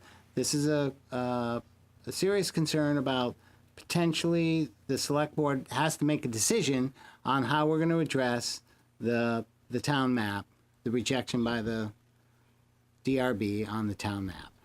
And you don't have anything to do with stormwater. That's not why we're here tonight. Okay. I'd like to address this. Yeah, go ahead. Yeah.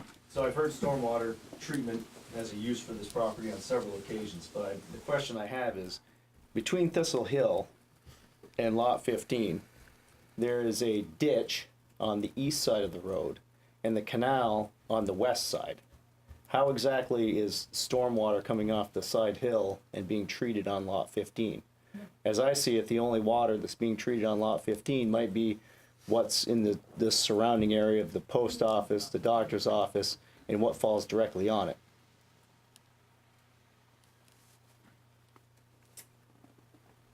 I don't want to get into a stormwater discussion, but go ahead, Peter. No, I think that Tom may be right, actually.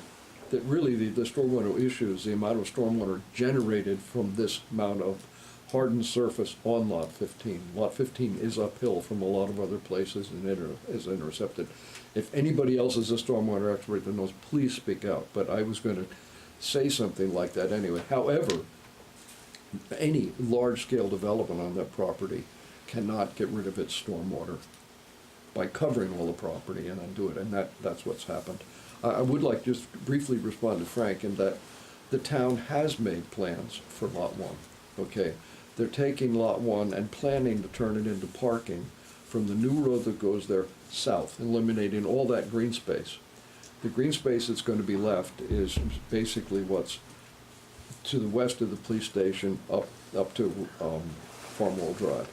And it's a very small area for a town of this size. And I think if you were to look at the amount of green space that has been agreed to by the two developers' first sketch plans, it's, minuscule isn't a fair word, but it really is less than any town that prides itself in having a decent living experience wants to have. We do not have the green space that many, many, many other towns have.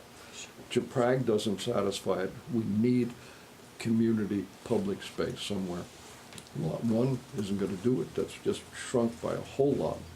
So I think that's the issue, is you really need to think about what you want this town to look like in the future and how you want people to enjoy it. And developers don't want to give you the property. They really don't. And we haven't gotten it. If you look at their plans, it's small, relatively very small park areas.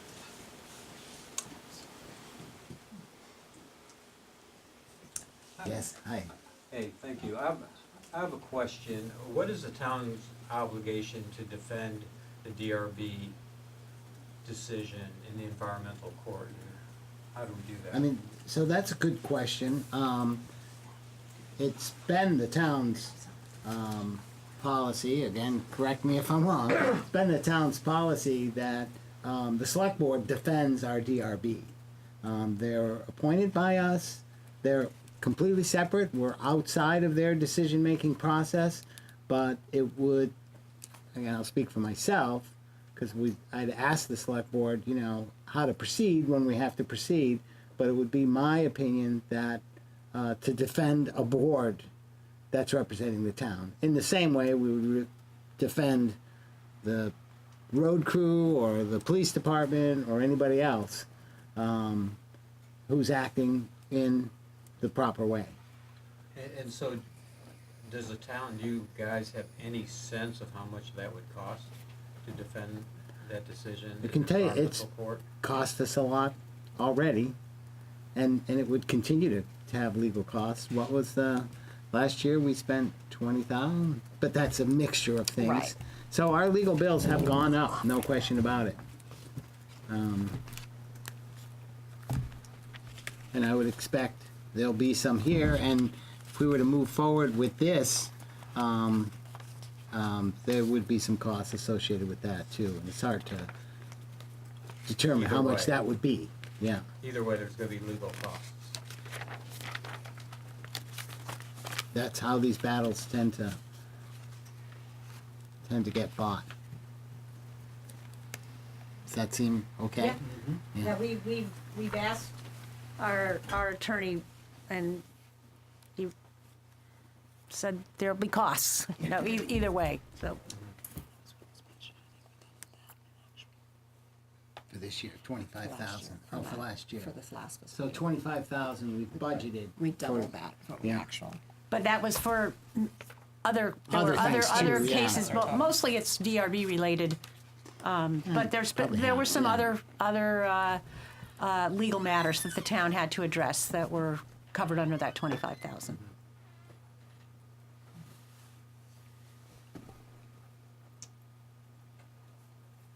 Behind you, Phil. Oh, yes, sorry. Well, Yeah, anybody who hasn't spoken on this topic? So it appears to me that we would be ethical in that we would give the property owner the appraised value. But the other is right, I think that, I wonder if there's another way, you know, we have this 120 days. Would there be a way to get public input on this before town meeting? Is there another option we could do to get a pulse for the town? And I think that's pretty valuable. Because I don't think it's a small group that wants to see a park there. I think it's a fairly large, significant group. And if you were more comfortable knowing there was a large group there maybe we could meet the 120-day deadline if the Giro Not family. sure. Yeah, I mean, that would be nice. I mean, having town, it's sort of a cop-out, hey, let's send it to town meeting and then, feel the pulse. But we know town meeting's not really a complete That's right. pulse of it's a good shot, but it's the best you have. Yes, Mary? So I guess that's just sort of feeding off what you're saying, Chuck, is so you have 120 days to start the process. So is there a way you can sort of start, and is that what you were saying, Chuck, is that you can actually officially start this process? And in that process, if you're starting, then you can extend the time period, correct? Because you've started the process. It doesn't have to be finished in 120 days. And there's a couple options, that we've gotten advice that we could try to extend the time. So this is all sort of new and it's just happening, and there's a lot of moving parts with this, outside of this, so. Just to follow, has anybody else done this on an official map yet, other towns? I So thought we there was are one. the guinea pig, I thought in there a was sense? one Yeah. example. Yeah, He wasn't yeah. willing It's to not. hang It doesn't on. happen very often. Let's just say that if it's Kinda happened. out there. So because of that, maybe nobody's ever really done it, and so it's a longer process than 120 days, and maybe you get more time. I think the 120 days is right out of the law. That's in the Oh, that's- statute. oh, Yes, you can't, but like, it- But okay. it is just that you have to begin the process, which means that there's a certain filing, and I think we want to be very clear that everyone on the select board feels very strongly that, and I think RGH said also in your letter, that there was every intention of coming to an agreement with the Giro Trust of a price, and there certainly was never any intention that it would be undercutting what had been offered or the agreement with Hannaford's or Martin Foods. So I think that's clear, but I think Bob Link's first statement was having an appraiser that both parties agree to is a really good place to start. Because then when we have an agreement to move forward, and I think we all agree that those words, eminent domain, are very scary. But that is how it's outlined in statute, that we have to move forward. It doesn't mean that it can't be amicable. We can do it in a cooperative way, but following a legal process that kind of says what you have to do. With legal representation on both sides, but there's lots of times when you have legal representation, but you're all working towards a mutual goal that's satisfactory to all. But we want to make sure that everybody is well represented, even when you're doing something friendly. I'll admit, when I first saw this coming down the pike, I thought that, well, maybe this is a way to find a peaceful resolution to a very difficult issue. And maybe it is, but it's a very complicated one. So, and there are a lot of moving parts. Frank? In this discussion, reminded of my family's experience with eminent domain. In the 1960s, Twarog family farm was taken by eminent domain to run the Mass Turnpike through Holyoke. That was a very painful experience for my family, and it is to this day. It was, to them, their home for an essential purpose, yes, but taken by government. And I think that the select board really needs to consider strongly not only the precedents that sets in the town, but also that the landowners themselves may not necessarily view compensation alone is the consideration here. I will tell you that before moving back to Hinesburg in 1995, I had worked out in Westford for a family business for 4 years, a little place called Rovers North. They were the largest employer in the town with 18 people, and it gave that family enormous pride to hire local employees working for the betterment of the town. And their motivations were not purely financial and purely the economics. There's something to be said for the pride of being an employer in town. And just those kind of considerations are things that I think the select board needs to really carefully consider as it weighs this issue.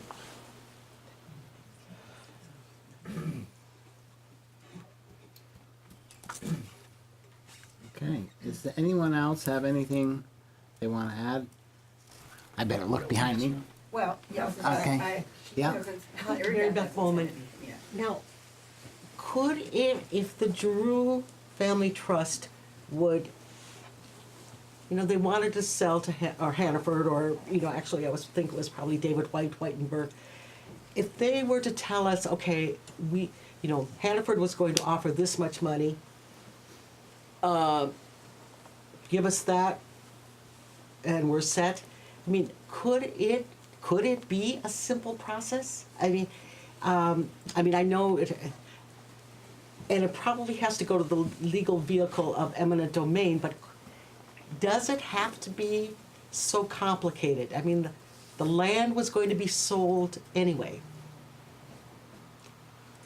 We can come up with the money without taxpayer money. To me, it shouldn't be, simplicity, or simple as I am, maybe it doesn't need to be so complicated, although I understand, I hear what everybody else is saying too, so I'm always like, yeah. But but this land has been for sale. And if there was compensated the way that the Giroux Family Trust was going to get from Hannaford, that seems kind of apples to apples to me. Well, I wouldn't speak for the Giroux Trust, because they may, as Frank had said, have other concerns or expectations, and I don't know. There may be some legal documents they have with Hannaford's that could cause some issues too. I don't know, but it's a possibility. So it is a very complicated item. But, fair to say, we've got some, this proposal from RGH, which is interesting, adds to the story, if anyone's writing a book. I think the select board will need to stop and think and contemplate this very hazardous path that we're on. I say hazardous because I think there is a concern about all the legal issues and the concern of people in town. I try to take my opinion and put it aside and think of what is best for the town. Tom, did you want to? Yeah, I'm just going to follow through on what Frank and Mary Beth both said. And to Frank's point about this being more than about a paycheck, I've had conversations with the Giroux for the last 8 years about this property.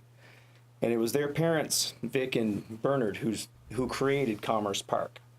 And as I understand it from Steve and the rest of the Giroux, they created Commerce Park for there to be commerce, for people to shop, do business in town, and to do business in town, and to beef up the tax rolls for the town. And as I understand it, and Steve and the rest of the family can correct me if I'm wrong, they did not want this to be a town-owned property. They wanted it specifically to be for commerce.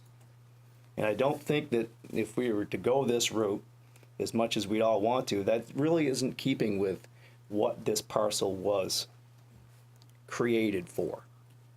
And I'll just add one more point. As I look at the official map that's up here, the question I would ask if I'm a judge, why this parcel? There's other brown blobs, and one of them sits right behind the town office. So if I was to create a park, why would it be there? And another question is, do we need another park? Frank brought up Lot 1. That's something we just mentioned tonight to put into budgeting, to finally get that done. So all these questions just, you know, they keep popping into my mind, and the respect for the family. And not only that, the respect for, I mean, respect maybe is the wrong word when we're talking about this particular developer, but they've spent a lot of money. And if we were to turn around and go, in my opinion, against the town plan, because we've asked for these businesses to apply here. And if we were to snatch that land up from under them after they've spent, I don't know, can only assume over $1 million, what does that say to other developers who might want to come to Hinesburg, regardless of their size? It's just a scary prospect for me. There was a hand in the back, but go ahead. Yeah. Ken. I just wanted to address the 20,000, 30,000 square foot-ish question. This come up from, Frank brought it up and Tom brought it up. And that was a select board mistake. And I was on the select board at the time. And we were reviewing the town plan that was, the zoning plans that were presented to us by the planning board commission. And we were opening up this section where the Kenny Drugs is now, and the bakery, for commerce and for residential and for parks, where the ballparks are now for recreation. And we're opening that up, and we made the zoning there, decided we didn't want anything larger than 20,000 square foot commerce in there. And the same with the town. We got that all squared away. That was what the planning commission wanted. And we looked at Commerce Mark and we said, wow, what's the zoning there? That was 30,000 square foot, but we looked and there was nothing even approaching 30,000 square foot in the whole park, except that one big square was left open. And I said, well, gee, should we make that? Should we zone that for 20,000 square foot, just like the town and this new zoning that we're opening up? I was the vote that opened that up. The board was split. I was the bad guy. They said, no, we don't need to worry about that because that's wetlands. And you can't build a building that's 30,000 square foot in that lot, so we don't need to worry about that. So it was a mistake. So it's a select board mistake that you're dealing with now. So it wasn't something that Hinesburg planned on, to have a 30,000 square foot building. 36,000. So just send your letters to Ken. Yes, Rick. You know, there was a time way before any of this where Alex, was calling a meeting about, what did we want for this town? And a lot of us came there and we had all kinds of ideas. And one of the things that everybody was saying, they didn't want a big box store here, because they were afraid that it would change the character of the town. And I think, I think that's really what we're talking about in this situation, is will this building change the character of the town that we live in? How is it going to affect the kind of life that we've had here? And you can see that things are changing pretty rapidly already. So you can imagine when this happens. So I think that it goes back to that idea, yes, the people were asked. It wasn't a huge amount of people, but a lot of people who were concerned. We all went to these meetings, and that was the one thing that kept coming out, was we did not want a huge box store. And then even when we had the meetings with Hannaford's, we once again kept saying that we wanted a building that fit our community. And I think, it seems to me that there has been no compromise in like saying, oh, could we build a smaller kind of store that works for our community?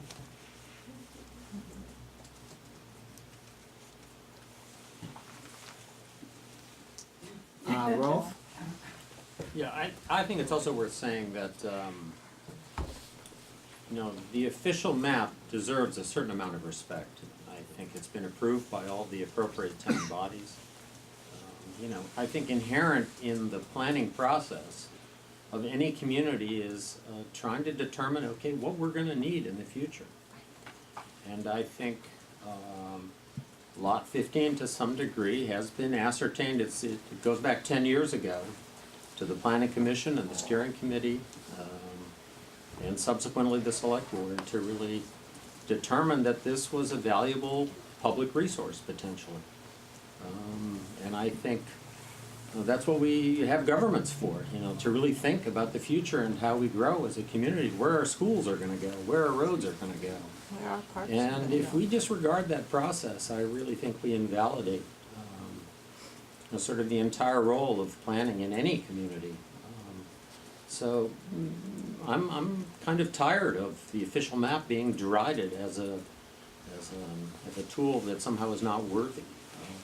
I think it needs to be respected and adhered to.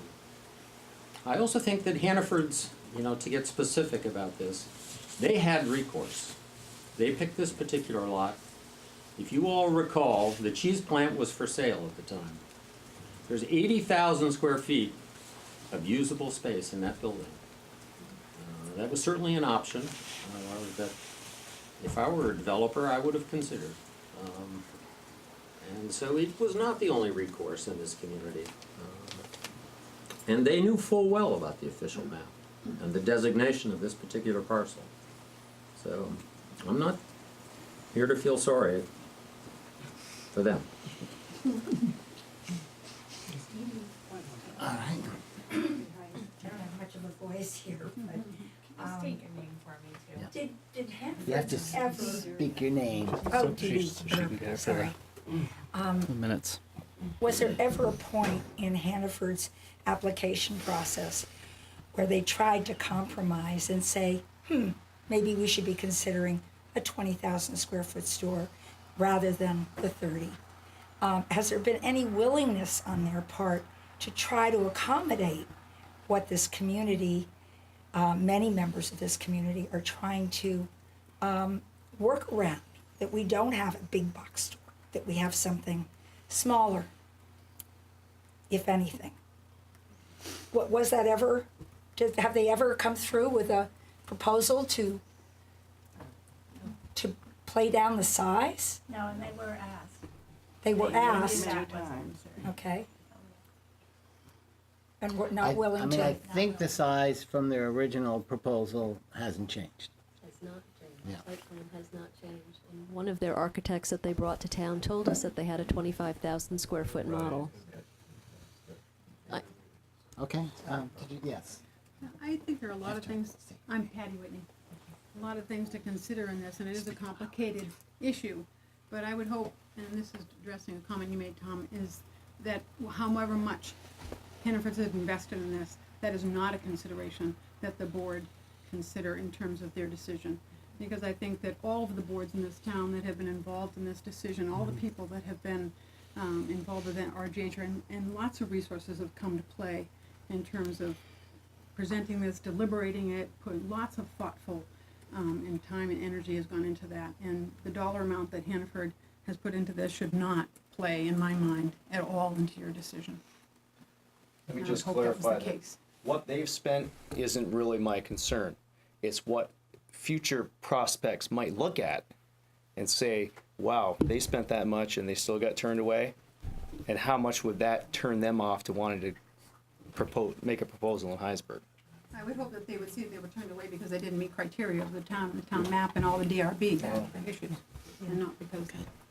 Yeah, I guess that's my point too, is that Hannaford had every opportunity, or any developer of that site that saw the official map had every opportunity to come to the select board, to work with the DRB on meeting the goals of that. They chose and sometimes to say that our official map didn't count because we didn't have it in the capital budget, and then they also chose to say, well, we'll satisfy it with X, Y, and Z conditions. But I do want to just speak to the official map and to somewhat of what Ken was speaking of, and that we picked lot 15, or the planning commission did, and then the select board approved it because it wasn't lot 1 on 116, and that we were really looking for a place where there might be a quiet park, that the traffic from Route 116 and having a bandstand on lot 1 was always going to be competing with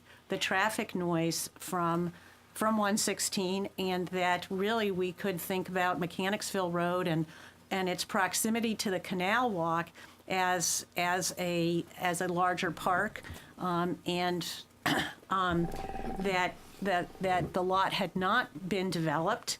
And I think we probably, as a planning commission and a select board, did make a mistake in that first adoption of our official map of not talking individually to all the landowners where items on the official map were placed.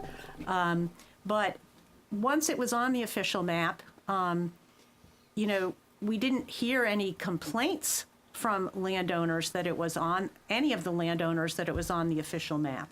And therefore, I think that we do need to recognize it, as Rolf said, as a planning tool and as a regulatory tool, and that it was the applicant's responsibility to meet the criteria, and the DRB found that they didn't.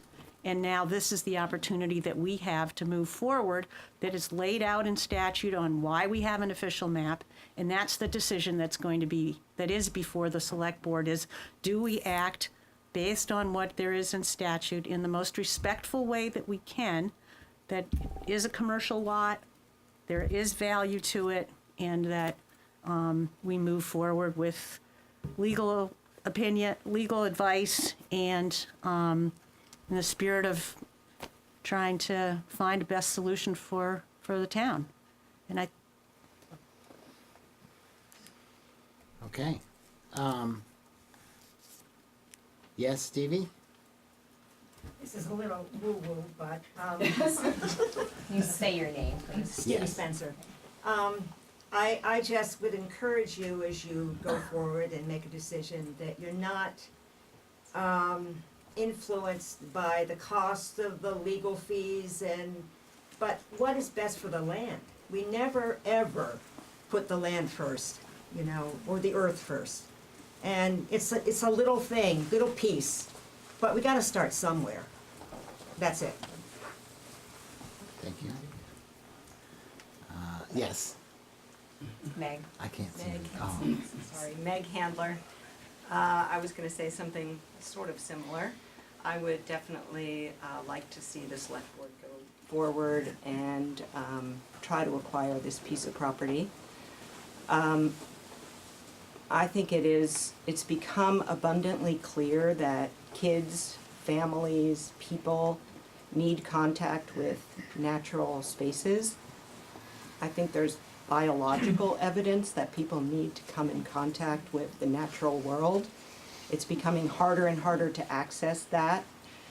I can't think of a better purpose for the use of eminent domain or acquiring property than acquiring natural property that's in a central location where people don't have to travel far to reach it. Maybe that lot hasn't yet developed its full potential, so maybe it doesn't look as nice as we might envision it, with a lot more trees and a lot more natural growth and maybe paths or something. But it is a potential natural area that's accessible to a lot of people. And I know that traditionally, you know, we think of eminent domain as being used for power plants and highways, and, you know, we think of that as public good, but I agree with Stevie. I think we need to start thinking of public good in terms of what people really need, and I think we need natural spaces, and our kids need natural spaces. And I think it's time that we prioritize that and make that an important part of what we see the town looking like and how it operates. I mean, just putting that sidewalk along Mechanicsville Road, before that was there, I thought that was a ridiculous place to put, you know, a sidewalk, because I thought, who would ever walk on Mechanicsville Road? And you put the sidewalk in, and I see people walking there all the time. And this is a natural destination, and it's a central meeting place, and I think it's a really exciting opportunity for the town. You know, I don't think we should be thinking of it as kind of all doom and gloom and negative. This is a really great, exciting opportunity. And I hope the select board has the vision to take it and run with it and do the best we can to try to make it actually happen. So, that's all. Okay. All right. Look behind me. One more? Oh, sorry. Deborah Howard.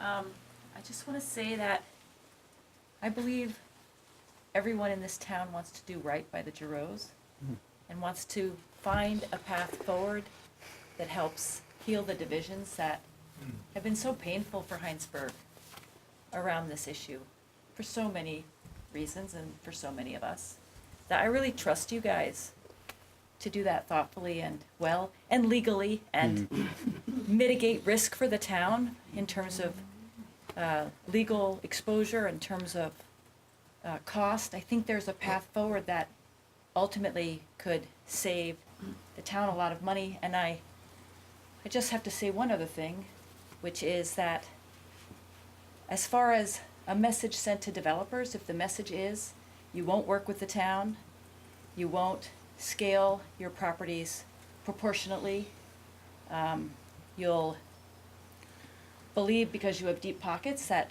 you will eventually prevail. If we send a message that that doesn't always happen, that will make me not disappointed in this case. Hannaford's did not work with us.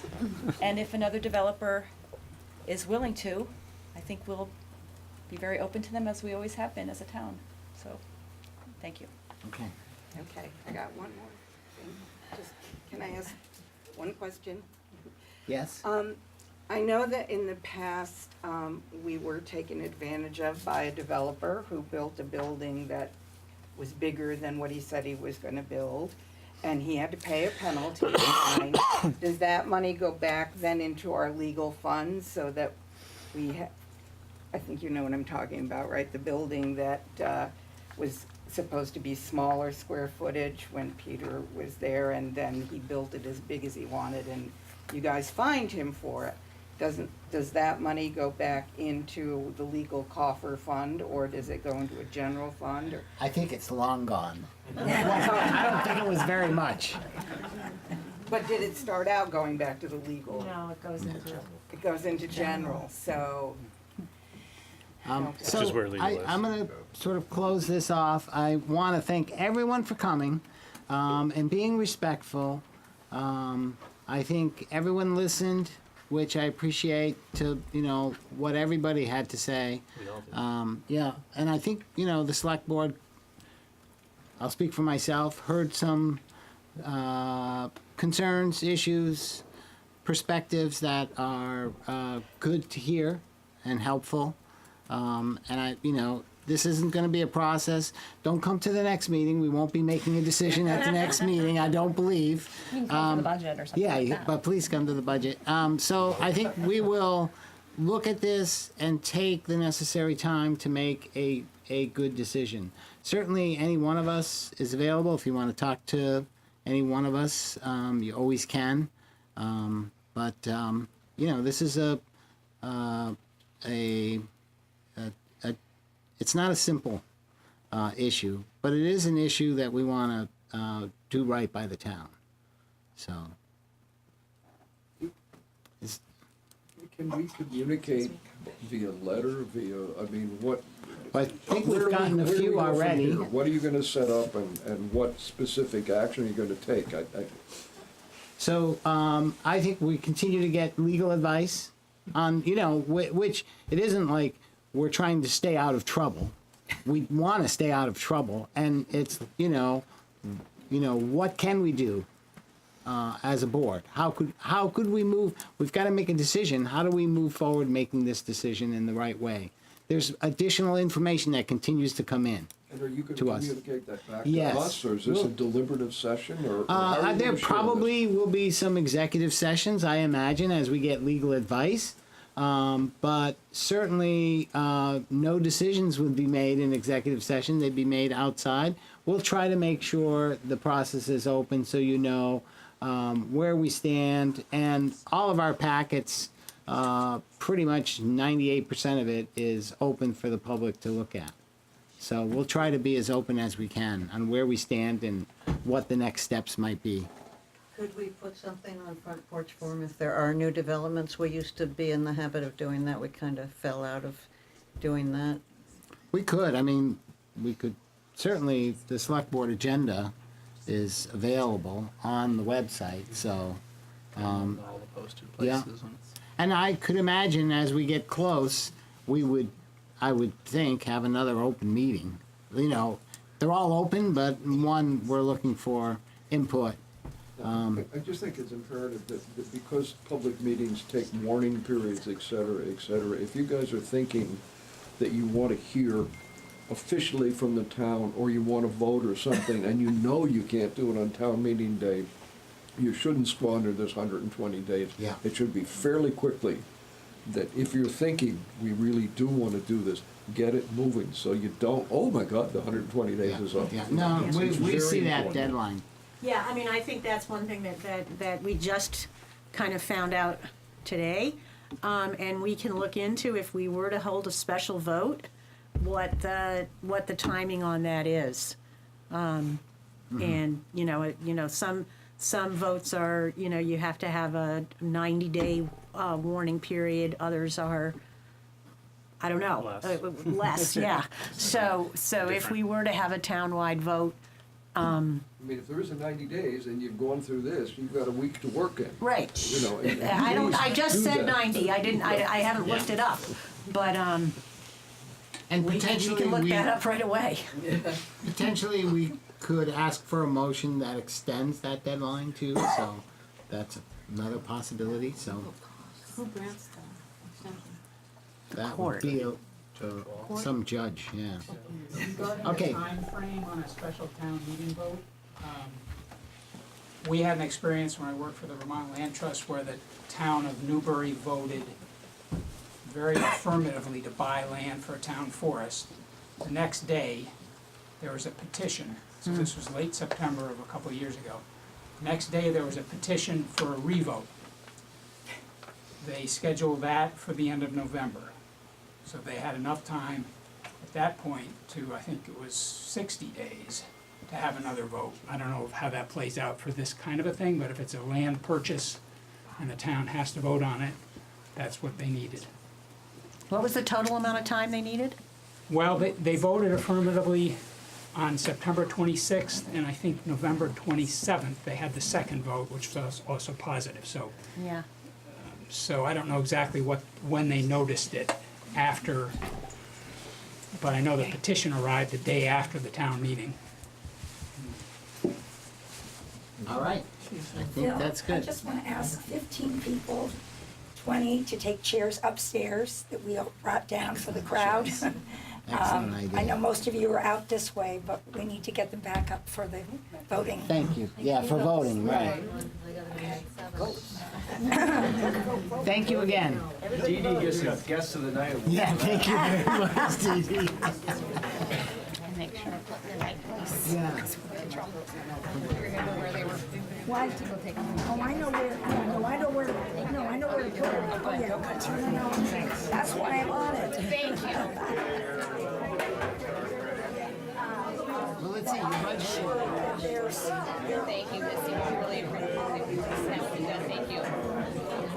Well, I think we ate into our budget, but not too bad, huh? That was the last agenda item. Oh, yeah, that's true.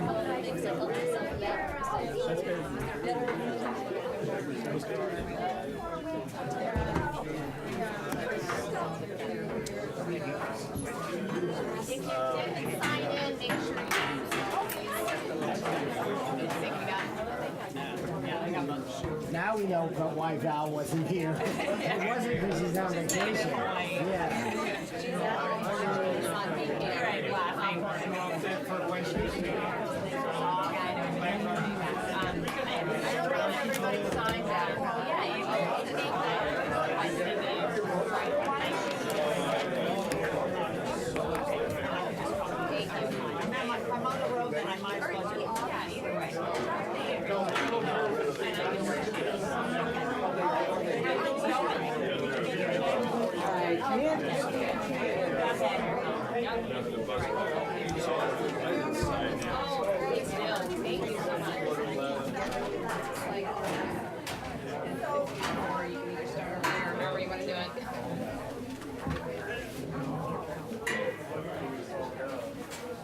You know, there's a poster in Missy's office about dates. Oh, for VLCT, What's that? thank you. For VLCT, Well, it's just, I mean, I'm sure I'm looking it up online.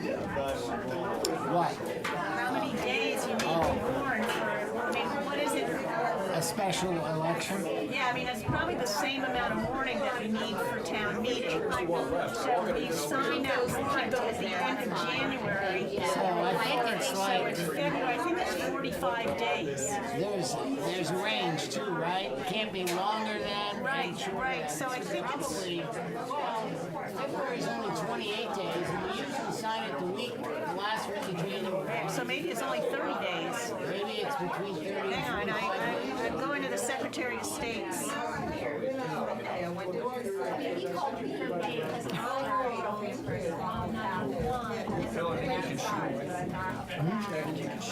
Yeah, yeah. Okay, carry on. Thanks.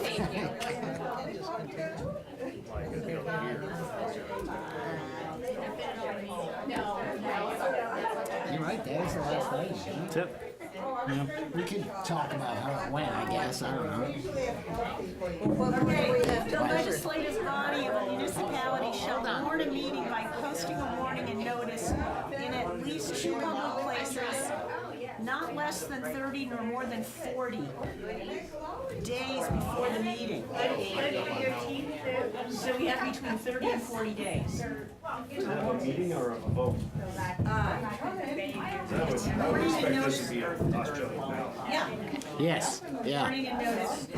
More than one polling places, and polling places are not all in the same building.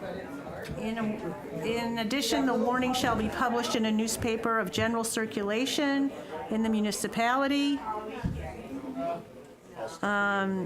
Date and time of the election, location of polling places. We really need to worry about is the timing. 30 to 40 days. 30 to 40 days. Yeah. So you're saying if we said tomorrow we're gonna have a vote, it would have to be at least 30 days from tomorrow. Right. Got it. Assuming you had the warning out. Sure. The warning and all that. yeah. Right, Yeah, yeah. we'd have to come up with the language.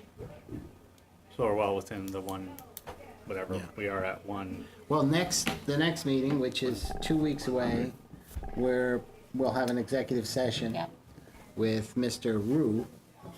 I got that right, You huh? got it. And I guess we'll look at the agenda and ideally have it in the beginning. I mean, I think that would be my The executive preference. session. Yeah, Yeah. for him and for Yeah. us. So maybe we develop some more questions. He sent an email out, which I think Renee forwarded to everybody. I put it in the Dropbox. And then there was another one too that came just a little while before the meeting. Do we want to be, We're on, yeah, we're on. is it on We're public on. Yeah, meeting? yeah. Okay, okay. So we'll share that with everybody. And, I think we can have a good discussion about where things stand and what are some of our options on moving forward. I think a vote is a good possible option. It feels, as we were talking, the realization that it seems,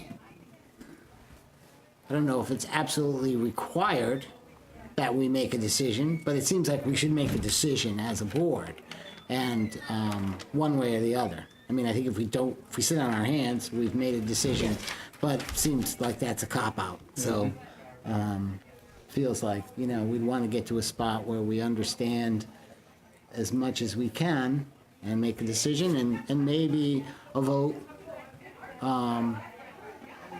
It's not that, I don't know, I won't say it's a cop-out, it's another way for us to determine that. And I see some really positive pieces about that. I think what Frank brings up is it's hard to really measure the pulse of the town and what people think. I was discussing it with someone and I said, I don't really know. And I said, I don't know, 50-50. I have no idea. I can't get any more accurate than that. I can't say one way or the other. I know enough not to measure it necessarily by meeting attendance. No. Absolutely. So. I'm in favor of a vote to finally get what the pulse of the town is. But I don't necessarily think it's going to end this discussion. No, because I think it'll go on in court. It'll go on in court. RGH, in my mind, they're not going to give up regardless, unless it was somehow stipulated in the vote that said whichever side wins, wins. Oh, okay, yeah. So you're saying it could be that we poll the town and 70% say it's okay, we want the store, just the way it is. Well, what about if it's, really, I think what you said in the beginning is that it's not about Hannaford's. Right, it's about the town It's map. about the Yes. lot map. So Yeah, really, yeah. the vote, the question would be, Should shall the- the town acquire lot 15? Right.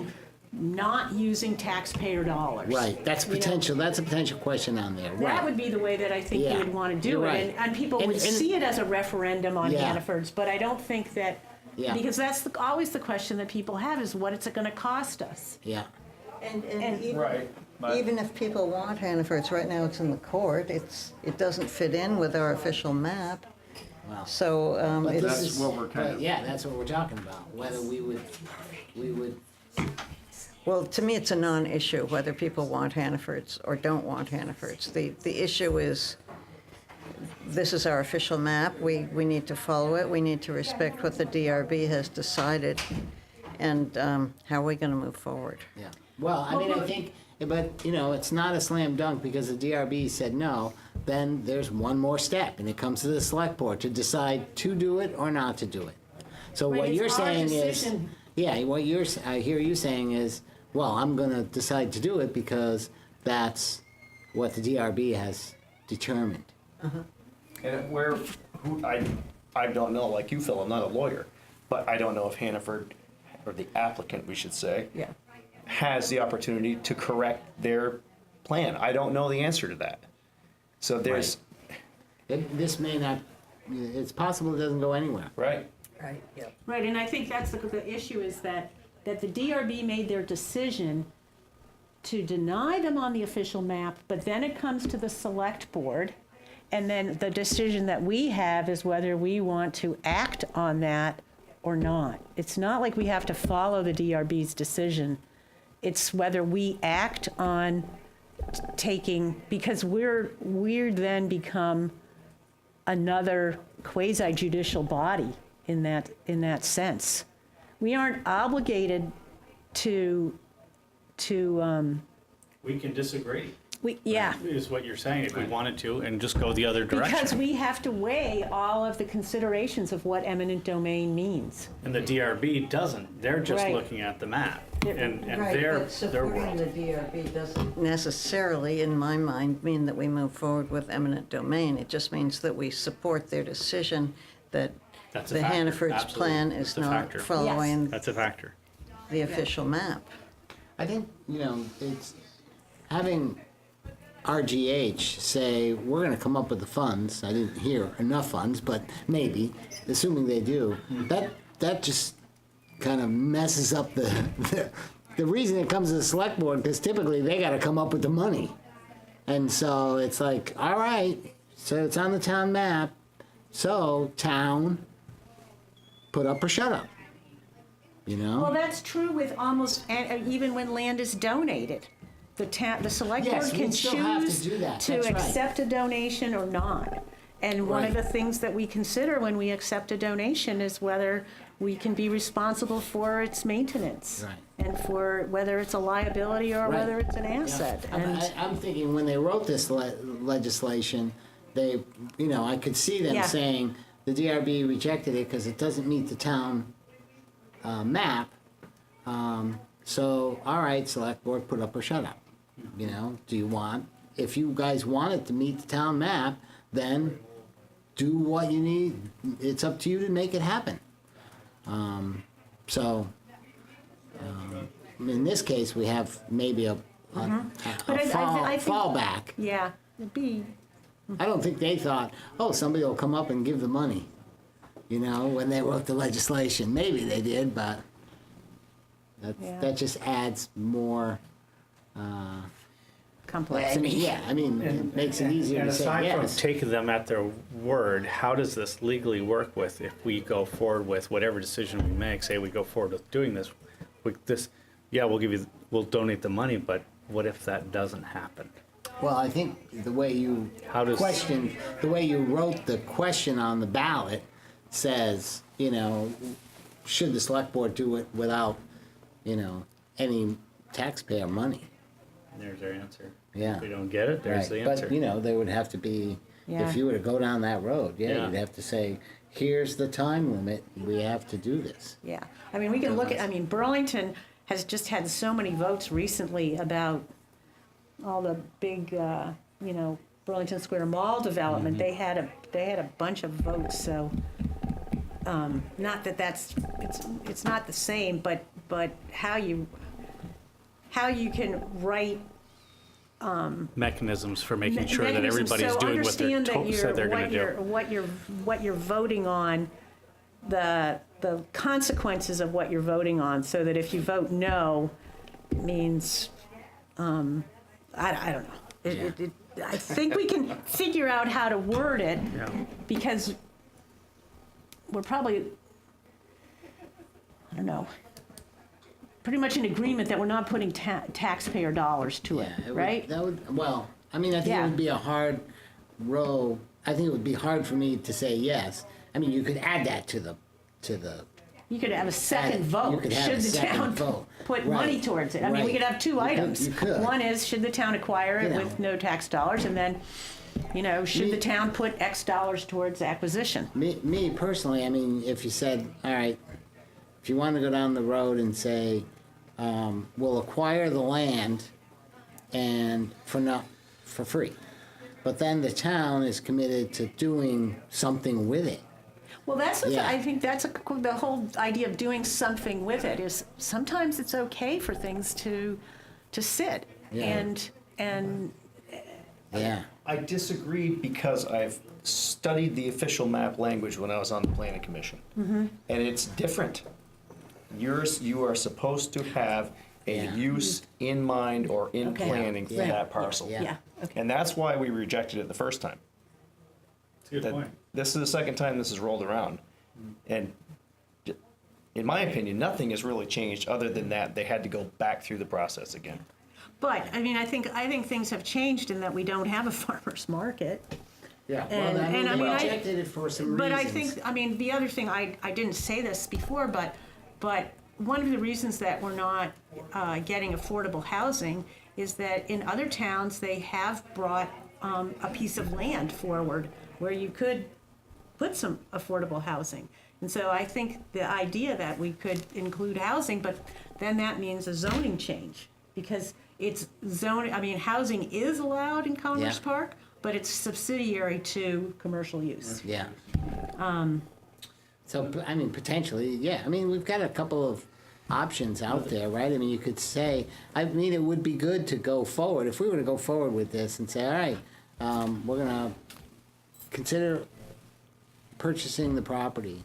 If I was to put that on a vote and want it to pass, it would be good to say, and here's what we're gonna do with it. Yeah. You know, then that would make it more palatable, I Right. think. Although, Because- the original North 40 in Burlington, the urban reserve, there was like 40 acres that the city of Burlington voted to acquire, and it didn't have a use. But was it? now, 40 years later, 50 years later, it's, they Another don't thing to still- consider they're with still arguing about it. But again, that's different than the no official. tax dollars might, I heard mentioned gas settlement money. So is that considered Right. tax Well, dollars? that- yeah, I mean, So that's- we'd have to think That's about not it. tax dollars. Yeah. Correct. Yeah. So are we saying that that would be permittable? Or should we make sure to word it in such a way as says no town money? Or some other Yeah, I mean, I phrase? think we would, I I'd think the wanna be very select board clear, would 'cause I- have to have a discussion. Because I don't want to about go through this whole thing and then now we're Oh, stuck no. on this. No, you're right. I think, yeah. Like, let's get that taken That care of. isn't anything I even thought of until it got brought up. Yeah, Not here, that- but whenever we heard it That's the when I last thought of it, time. yeah. And so I think the select board, that's something we need to talk about. Yeah. Because it's a little, you got the wording, I think, Yes, the you last get the time. wording. And I kind of remember from that meeting, it was just like, let's just get past this. And Sure. So we came up with something that sounded Right. good, education and whatnot. I Well, mean, it's a it good was- reason for I mean, it. I looked at the actual wording, and it was that we were gonna invest that $60,000, and we were Yeah. only gonna use the interest Yeah. for those purposes, and the principal was gonna stay invested. I don't think that's what's officially written. That's what is in the motion, I Is looked it? it up, the motion. Okay. Well, if you look at the motion, and what's in the minutes. Yeah. Actually doesn't reflect, we had to watch the meeting many times to keep, and so the language is a little different, so that's gonna be something you may Yeah. need to That's do something is we're gonna have to revise. Also, Marilee's name's not on the minutes. Oh, really? As- Yeah. As So- being present, As but being- in the minutes as, Yeah, but as she's- second. yeah. Either way, my point is just, I don't Yeah, want we to need talk to about address this that. after Yeah, the vote. yeah. So Right. I would just in terms of being really clear, we're talking as if there are just two options, and there aren't. No. This is in court now, it's probably Oh, not yeah. likely, but it's possible that Hannaford will say, well, we've sunk enough money into here, let's just give up and get out of here. I don't think they're doing. So, But you're right, they could let me do that, finish, yeah, okay? yeah. So in that situation, the Giroux are left like they have been for apparently 30 years with this big piece of land that they're unable to sell, hoping somebody else is going to come along. I think it's helpful to consider that, because if the town does decide, if we decide to buy this lot, we could be doing them a big favor. They've struggled with this for a long time. I'd be curious to know what they're feeling, and Yeah, like I said, it'd be I think I nice. told you, I reached out to Steve and I said, if you want to talk about it, let's talk about it, but if you don't, then that's fine too, I don't know. You know. Maybe Well, it there were would be quite a few good here to, tonight. Yeah, they did come, so that's good. maybe it would be good to make a plan for the select board to formally meet with them, just to see what they're thinking. Well, I've met with them informally, and I can tell you what they're thinking. Okay? I don't know if this is the appropriate time, No, but, probably well, it's not. Yeah, basically yeah. what I expressed tonight. Yeah, you did express your opinion It's on that. what they told me. So, So I just jotted these things down as kind of a timeline of where I think we should go moving forward. First, I think we should get the legal next time around.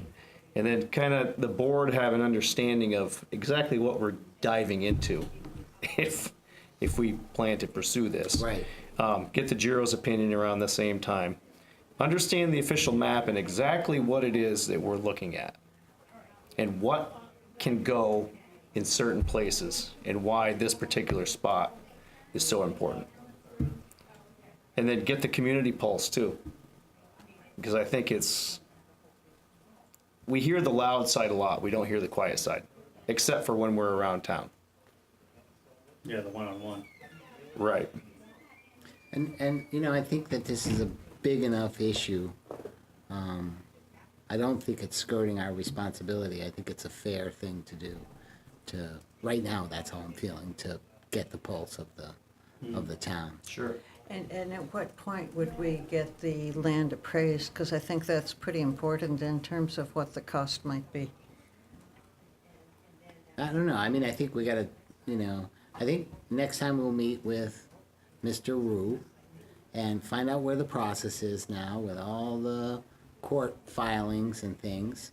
And then talk to him about the fact that we discussed this potential vote. And then, ask him about how what a timeline could look like.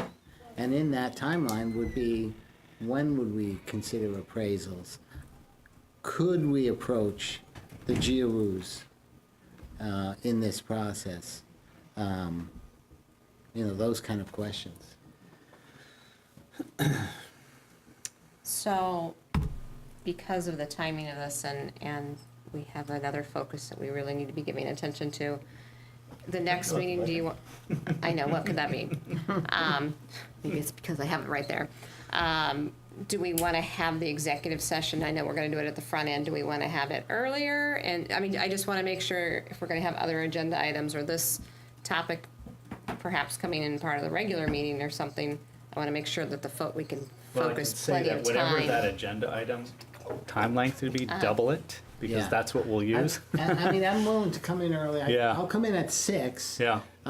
If that's okay with everyone, I or could make or it make happen. it 6:30, and then I think we've got a plan for an hour on I this think one. so too. I think so too. Right. I just want to make sure we're giving this time the time we need, but we also give the budget the time it needs Yes. as well. Just Yeah. want to make sure we're Yeah.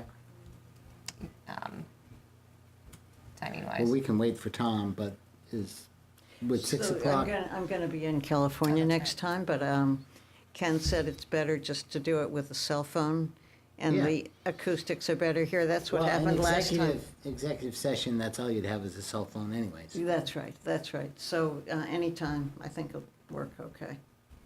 Okay. Would you be able to make I that could make it happen? happen. And Andrew? You're saying 6 o'clock? Yeah. Yeah, I could make it happen. And we're talking about, Be nice to make some sandwiches happen too. oh, it really would, because Yeah. I know I'm not gonna eat ahead We of know we time. really should Yeah, do it, yeah, especially yeah, if you guys yeah. come in that early. We should do something where we eat Like, together. I'll bring chili. Yeah, I mean, I can Or bring Yeah, it I'll out of think about it. something. We'll come up with a little potluck. so we're Yeah. talking about the 19th, is that correct? Yeah. Yeah, I'll just put it in here as, Yeah, right and, now. and David Rue had said, he had put that on his schedule anyways.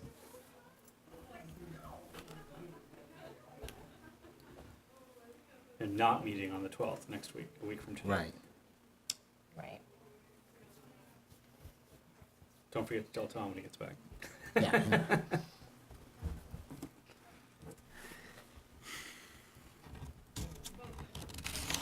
Thank you for putting this all together, and Sure. it's been. So why pretty are smooth. the minutes not right from that meeting? Which one? The Vermont gas I meeting? don't know, because you guys would have reviewed him and everything, but Yeah, it so must be what- no one caught what was the- wrong about it? It's, the language is just a little bit Next meeting different. is at 6 o'clock, Mm-hmm. Tom. I've got it upstairs. isn't what Where I we thought approved was on paper executive what session at is- 6 versus 6 It's to 7, actually, if yeah. you watch Okay. the And maybe meeting we'll and have a little potluck so at that some one, if you time. recall, was a really long one and Yes. people went back and forth and back and forth, so I think it was hard to capture. But you have to follow the whole thing, and by the end, what you're approving, is a little different than what the text says in the minutes. Can we go back in a minute? But don't we have to can't go amend with them. what's in the minutes? Well, you can amend them, but Yeah. Maybe, I mean, But we didn't. I mean, well, right. I mean, it seems like if we need to use what we voted on in the So we should go back minutes. to the video, right, because that's the. Yeah. What are we talking absolute- about? The minutes from that meeting, from From the the 109, Vermont yeah. gas one, the motion, the language Yeah. is a little different, what's written in your minutes versus what was said, because, as I was just saying to Andrea, that was such a long meeting, and you kept doing motions and then Yeah. revising the motions and revising the motions, and so I think that's what led to the confusion. But if you follow the meeting all the way through, what we captured is a little different than what the actual, what was written in the minutes, so. As I understand it, it was, as I remember it, I should say, was for land stewardship and educational programs. Right, but it was, what I read in the minutes and the way I remembered it was that the $60,000 was to be invested and that we were only going to use the interest income, the principal would be invested and we would use the interest income for stewardship education. I don't I recall remember that. that, but it doesn't mean it didn't happen. Yeah. I mean, what does the video say? I don't remember the I can go interest get the being- I mean, I have some Yeah, that language. was the gist of my whole premise of that. I didn't want to spend the money right away. I wanted to No, I mean, that makes invest sense. it. I just don't And remember was that. laughed at by people that, I don't think we have to- $250,000, that's nothing to invest. Well, some people did say that. Yes, that the they did. interest on $60,000 is. Or on 250 was nothing. Right. But you look at the Peck Estate, Yeah. and that's my model, is Yeah. like the Peck Estate does Because I do remember something those for us. conversations. Absolutely, because I remember Gil coming and advocating for I that. don't know if I No. want to get into it Okay. because. Yeah, I don't know. Another time. So, suffice to say, I mean, we could decide to change that too, and potentially we could put that in the vote if we Yeah. wanted to use that money. Yeah, my whole point of bringing this up is just to be clear about it going Yeah. into it. Right. Yeah, I agree. And not be having a conversation about it after. All right, so I think I'm going to spend my time, and I could work with you a little bit, is just to give David a little feedback on here's kind of where we are, and here are a few questions we might have going forward, and we can share that, I think, with everybody. Like, here are the 3 or 4 questions we'll have, and get some advice. So, any thoughts? Did it go all right today for everybody? I thought it went very well. Yeah, I wanted to hear what they had to say. And Yeah. I was able to. I was impressed, everybody was very respectful Yeah. of each other, and it was. Because they were so tight. Yes, we were very That's close, we were right, a very that helps, tight-knit group. That You helped. can't swing your arms. Exactly. I well. would have been pleased if the Giroux that were here had said something. It was nice Frank said something. It was nice both Frank said something that was kind of counter to the impulse of the responsible growth. But it's if people were here and they also had feelings that were against that kind of wave of responsible growth, I would have appreciated hearing it. Well, you need to keep in mind that responsible growth was here with a pointed reason. Yeah. So they're all here. Most people in the community know nothing about what's on our agenda. Nothing. It's true. But there were people here, I assume, because you said there were some Giroux here. Well, there's Giroux But here. they I mean, were- there was a was few on, people, yeah. but these are people who are. I'm just saying I would have appreciated hearing Oh, what I they were don't thinking. disagree, but I think it. But his point is you didn't because they didn't know. Right. You know, I mean, Drew's family knew because they were invited, told specifically. But, you know, people don't pay attention to our meetings. Well, certainly if we have a vote, if we move in that direction, I don't know if we will or not, but if we were to move in that, we would have a big open meeting. Done a lot of outreach on it. Yeah. Yeah. Ahead of time. upper room. Yeah, I think it will be in the upper room. Well, we would have a See public you. meeting, but then a vote, a ballot vote. Yeah, but it would require a public meeting, Yeah. for sure, so people can be educated. All right. There's one last item on the agenda. I'll make a motion to adjourn. That's it? I That's just, it. Oh, I just thought we need were a gonna talk second. We got a about- second? I was gonna go down through this Oh. list, but- Yeah. We've done it. Didn't we?